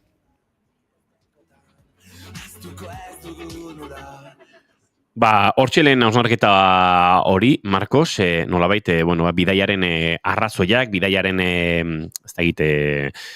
motivazio nagusiak zein izan daitezkeen entzun dugu, baina nolabait eurekin ere sartu zara kontzeptualizatzen diasporaren inguruan edo. Bai, hemen da, diaspora da, hemen askotan aipatzen dugun kontzeptu bat, baina uste dut Euskal Herrian kontzeptu horrek ez duela garrantzi handirik, ez da egunerekotasunean aipatzen edo ez da hitz egiten horren inguruan egunero, hemen oso garrantzitsua da, horren eskatu nien Benitori eta Azkargortari azaltzeko apurtxo bat, eurentzat zer den diaspora, zer da diasporaren parte izatea. Bueno, entzungo dugu, bainat Azkar Gortaren ahotik, zer den diaspora berarentzat? Bueno, zer da diaspora niretzat? Diaspora da Euskal Herritik kanpo bizi diren Euskal Herritarren eta Euskaldunen eta gure komunitate nazionalaren kolektibitatea, ez? Gure herria ere herri migrantea izan da, hainbat arrazoirengatik ere kanpora jo dugu, bai, bueno, gerrek bultzatuta, edo diktadurak, edo errepresioak, baita ere arrazoi ekonomikoengatik, eta bueno, migrazio horrek bai, jakina gora bere asko ekarri ditu, eta bueno, seguru ez dela erreza izan une askotan, baina gure komunitate nazionalaren parte izaten jarraitzen duen komunitate bat da. Eta zuk aipatu bezala, gure komunitate nazionala oso irekia da, horrela ulertzen dugu guk, ez du zerikusirik jaioterriarekin, ez du zerikusirik azalaren kolorearekin, ez da zenbat hizkuntza edo zeintzuk hitz egiten dituzunarekin, naiz eta hor lotura bat izan, eta beraz, gure komunitate nazionala osatzen duten kide guztiek dute zeresana gure ustez, gure nazioaren inguruan, bai Euskal Herrian, zein munduko edo zein txokotan. Eta horregatik hartzen du garrantzi berezia komunikazio horrek, ez, bi norabidetako komunikazio horrek. Hemen entzun dugu Azkar Gorta, baina, bueno, entzun nahi dugu ere diasporaren definizio horretan, diasporaren kontzeptualizazio horretan, zein den Edurne Benito del Valleren ikuspegia. Niretzat da, Euskal Herriaren idiosinkrazioaren edo identitatearen ezaugarritzea adierazten duen komunitate bat, hau da. Guk askotan esan dugu Euskal Herriko kide izatea ez dela zertan zerbait itzia izan behar, ez dela esentzia itzi batetik etortzen. Gehiago datorrela praktika batetik, parte hartu nahi izate batetik, borondate batetik, eta paradoxikoa da, baina munduko beste puntara zoaz, eta ikusten dugu hemen Euskal Herriarekiko maitasun bat, eta, bereziki, nazio garelaren aldarrikapen bat, askotan Euskal Herrian ikusten den ez den hori, eta independentziarako green bat zeina guk hartzen dugun askotan Euskal Herrira indar berrituta etortzeko. Hortxe entzun dugu aipatu bezala, gurekin solasean ari diren nolabait, edo Marcos Zedinekin solasean aritu diren Edurne Benito del Valle, orain entzun dugu, legebiltzarkidea eta diaspora arduraduna legebiltzarrean, eta Beñat Azkar Gortaren lehentxeago, diaspora idazkari berria. Eta hemen nahi nuke zabaldu pixka eta osnarketarako espazio bat, zer uste dut, Marcos Zedinek aipatu bezala, Argentinan euskal zaletasuna eta diasporak nola bizi duen onuntzako begirada, erabat asimetrikoa dela. Guretzat diaspora dela kontzeptu bat sortzen zaiguna, inoiz atzerrira jotzen dugunean eta topo egiten dugunean diasporarekin, eta orduan konturatzen gara, zenolako pixua dagoen diaspora eta herriaren, euskal diaspora eta euskal herriaren arteko lotura horretan. Eta flipatu egiten duzu Boisira zoazenean, baina flipatu egiten duzu Argentinako eskaletxe batera zoazenean, flipatzen duzu Kaliforniako Txinon zaudenean, edo eta Santiago de Chilera zoazenean, edo are gehiago, akaso New Yorkera joaten zarenean, eta euskaletxearen kontzeptu askoz, modernoagoa ere, topatzen duzunean, eta orduan horrek asetzen du zure barne nostalgia txiki hori, baina bertan dauden euskal zale eta euskal herritar eta diasporako kide horiek etengabe daukate, etxerako begirada hori, eta askotan hori uste dut ahaztu egiten zaigula. Bai, baliteke. Ez dakit, Marcos, askotan diasporaren ikuspegitik ere baote den, ez dakite, bueltako energia horren falta somatzen ote den, edo badagoen pixkat askotan erreklamo hori, ez, guk dena ematen dugu euskal kultura bizirik mantentzeko atzerrian, eta aldiz euskal herritik batzutan gutxi egiten duzue onuntza. Pertzepzio hori uste duzu badagoela? Bai, nik uste dut badagoela, izan ere, aste artean, horren inguruan hitz egin zen, batzuek kaleratu zuten iritzi hori. Ordezkariek esan zuten, eurek nahi dutela bi aldeko elkarrezketa bat, bi aldeko komunikazioa, eta hori nik uste oso garrantzitsua da. Eta bai, nik uste dut kontuan hartu behar dela, Euskal Etxeek egiten duten ahalegin erraldoia. Osea, benetan da Euskal Etxeetan egiten dutena, Euskara eta Euskal kulturarekin lotuta egoteko ahalegina da izugarria. Orduan azkenean, horren inguruan izan zen mintzaldia, ze hemen egiten da izugarrizko ahalegin bat euskal kultura zabaltzeko eta zaintzeko, eta eta batzuetan eskatzen da euskal jaurlaritzatik edo, euskal herritik, aporte bat, ze hemen asko egiten da, eta batzuetan jasotzen duguna, o diasporak jasotzen duena, ez da nahikoa olako lana egiteko. Orduan, horren inguruan da azkenean eztabaida. Ni bat natorrez, ni hon nintzen Argentinan guen dela, 2000-2001 urtean lagun batekin, eta ezagutu nituen, Euskal Etxe pare bat, Uruguayen beste bat, eta egia da, gujun aurretik, gure buruan zegoela zerbait, folkloriko, romantiko, zeo zer, ez? Euskaldune, okate etxe bat, eta zaki zer. Eta barrutik ezagutuz, gertutik ezagutuz, da pasada bat, ezakite, arlo filosofikoa, politikoa, historikoa, ze implikazioa daukaten hemengoarekin, eta izugarri gustatu zai galdera hori, ez, diasporaz, ez, eta guretzat hitz magiko hori, eta hemendik da komoke ez dugula ez da gure buruari galdetzen, ez, horrelako gauzak, eta bat natorre, hain gertu hain urrun, egia, Marcos. Barrutik ikusita, ematen du bakarrik folklorikoa dela, baina barrutik ikusita, ikusten da zenolako ahalegina eta zenolako lana egiten duten, eta izugarria da, onkigarria da.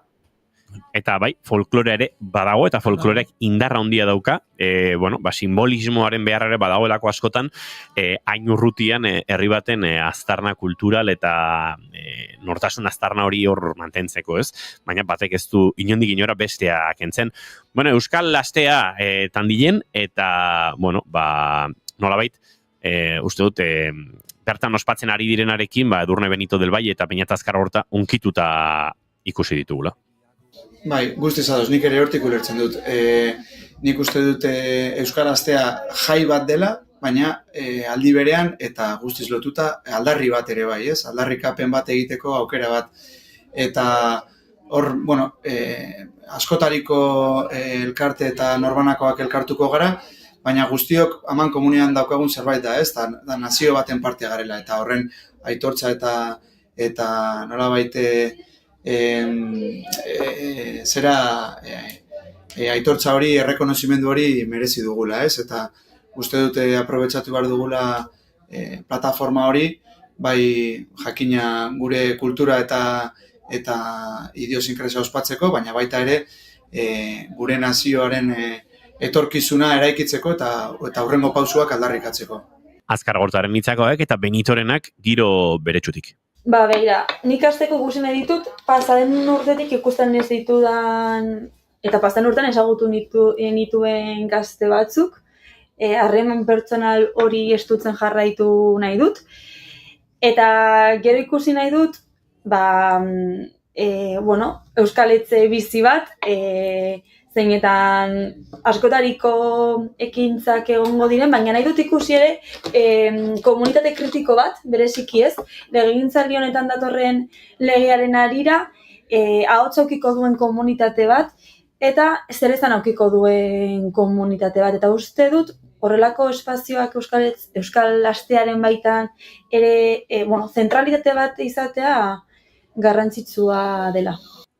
Unkigarria izan zen Euskaltzaleak Euskal Etxean entzun ahal izan zen hitzaldia, eta unkidura hortatik ere entzun genituen Benito eta Azkar Horta. Unkitzen naiz, ikusten dut, jende bat Euskal Herritik alde egin behar izan zuena hainbat arrazoigatik, eta urteak pasata ere, hemen jarraitzen duela militatzen, bere denboraren parte handi bat dedikatzen, ez? Praktika batzuei Euskal Herriaren identitatea mantentzari, baina ez hori bakarrik. Praktika komunitario bati ere, eta horrek ukitzen hau ikusten dudalako belaunaldi ezberdinen lankidetza bat, ikusten ditut ez, adineko emakumeak eta unkitzen hau, baina ikusten ditut ere azken egunotan nolabait herentzia euskaldunik ez duten neskak, euskal etzera etorri direnak besteak beste ez, dantza ikastera, lagun batek eskutik ekarrita, eta esaten edo aldarrikatzen euskaldunak sentitzen direla. Horrek unkitzen hau zerbait, ez dakit, pizten dit barruan, bai, unkitu egin naizela bileraren hasieran, aitortu behar dut. Eta etzen unkitu zen bakarra. Baina bai, partekatzen du sentsazio hori, unkigarri sentimentu hori, azken finean, hemen bai atzerria, bai erbestea ezagutu duten Euskal Herritarrak eta beraien ondorengoak eta beraien ondorengo ez direnek ere osatzen duten komunitate hori benetan vibrantea eta bizia delako, eta benetan bai oso esperientzia aberasgarria izan da, oso unkigarria eta oso polita ikustea benetan zenbateko bizia eta indarra daukan hemengo euskal komunitateak. Behinatari da guztiari argazkiak ateratzen eta bideoak ateratzen, edukiko du galeria guztiz beteta.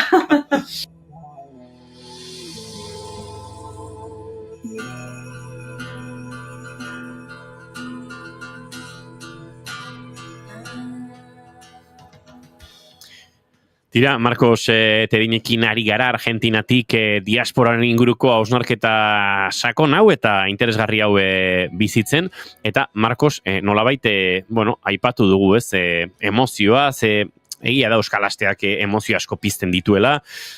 Bai musikak, bai kulturak, baita nolabait herrimina ere badagoelako beti hor presentez eta nostalgia puntu bat ere bai.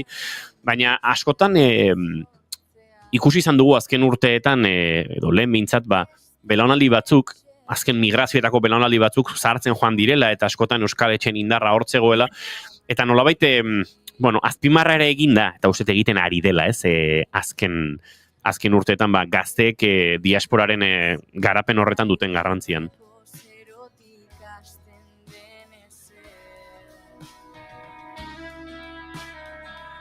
Euskararen entzuten dugu askotan, gazteak ez dugula militatzen, gazteok ez dugula parte hartzen espazio ez, militantetan, komunitarioetan, eta diasporaren inguruan ere berdina entzun izan dut, nolabait errelebo generazionalarekin arazo bat omen dagoela edo, nik azken egun hauetan pila bat gazte ikusi ditut, eta mota askotakoak, eta Euskal Etxean parte hartzen dutenak arrazoik ezberdinagatik, esan dudana lehen. Batzuk, familia Euskal Herritik etorri zelako, orain dela hamarkada bat, 2, 3 edo 4. Batzuk, nolabait, Euskara ikastera etorri direlako, beste batzuk lagun baten bitartez etorri direlako, baina gazte pila bat daude, oso dedikatuak, nolabait, oso lotuak Euskal Etxei, eta, hori bai jarri nahi nuen mai gainean gazteon paperare balioan jartzearena.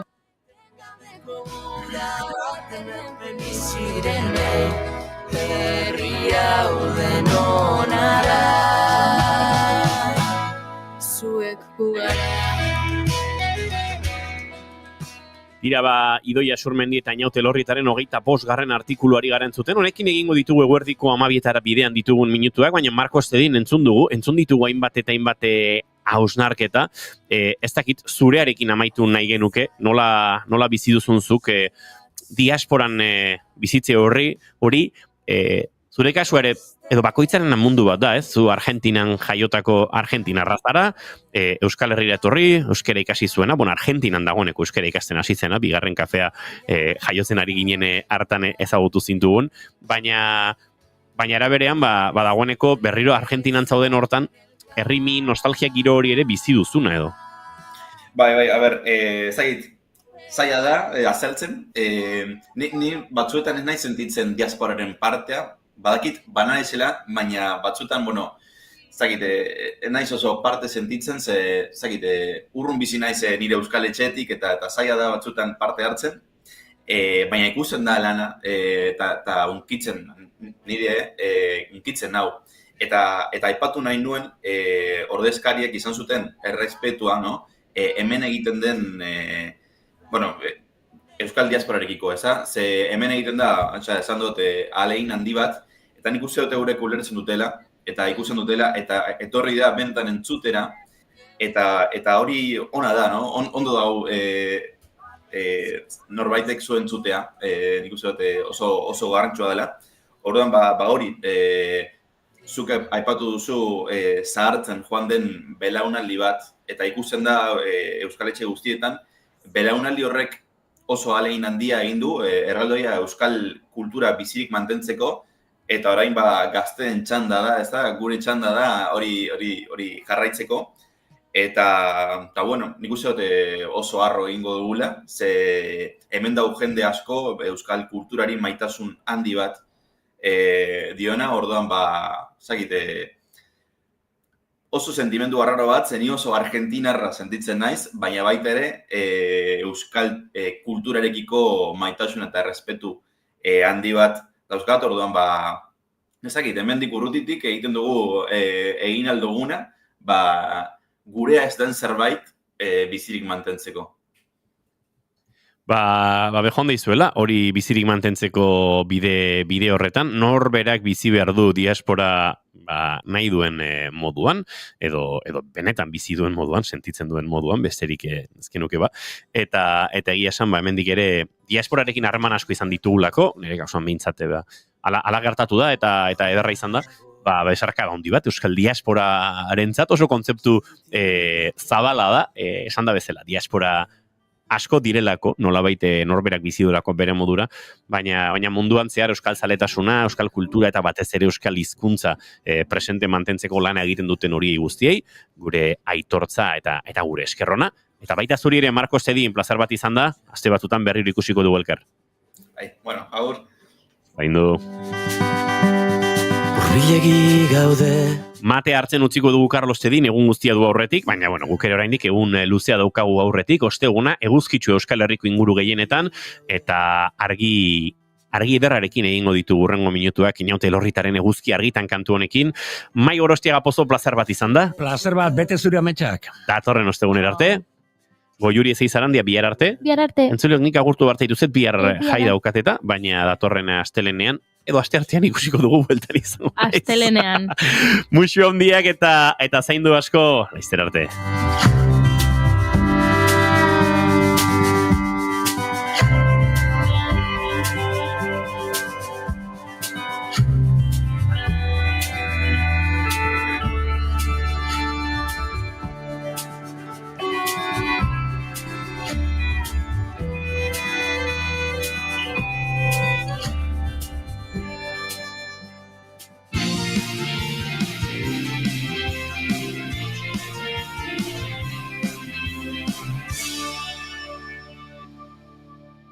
Keep calm and bigarren kafea.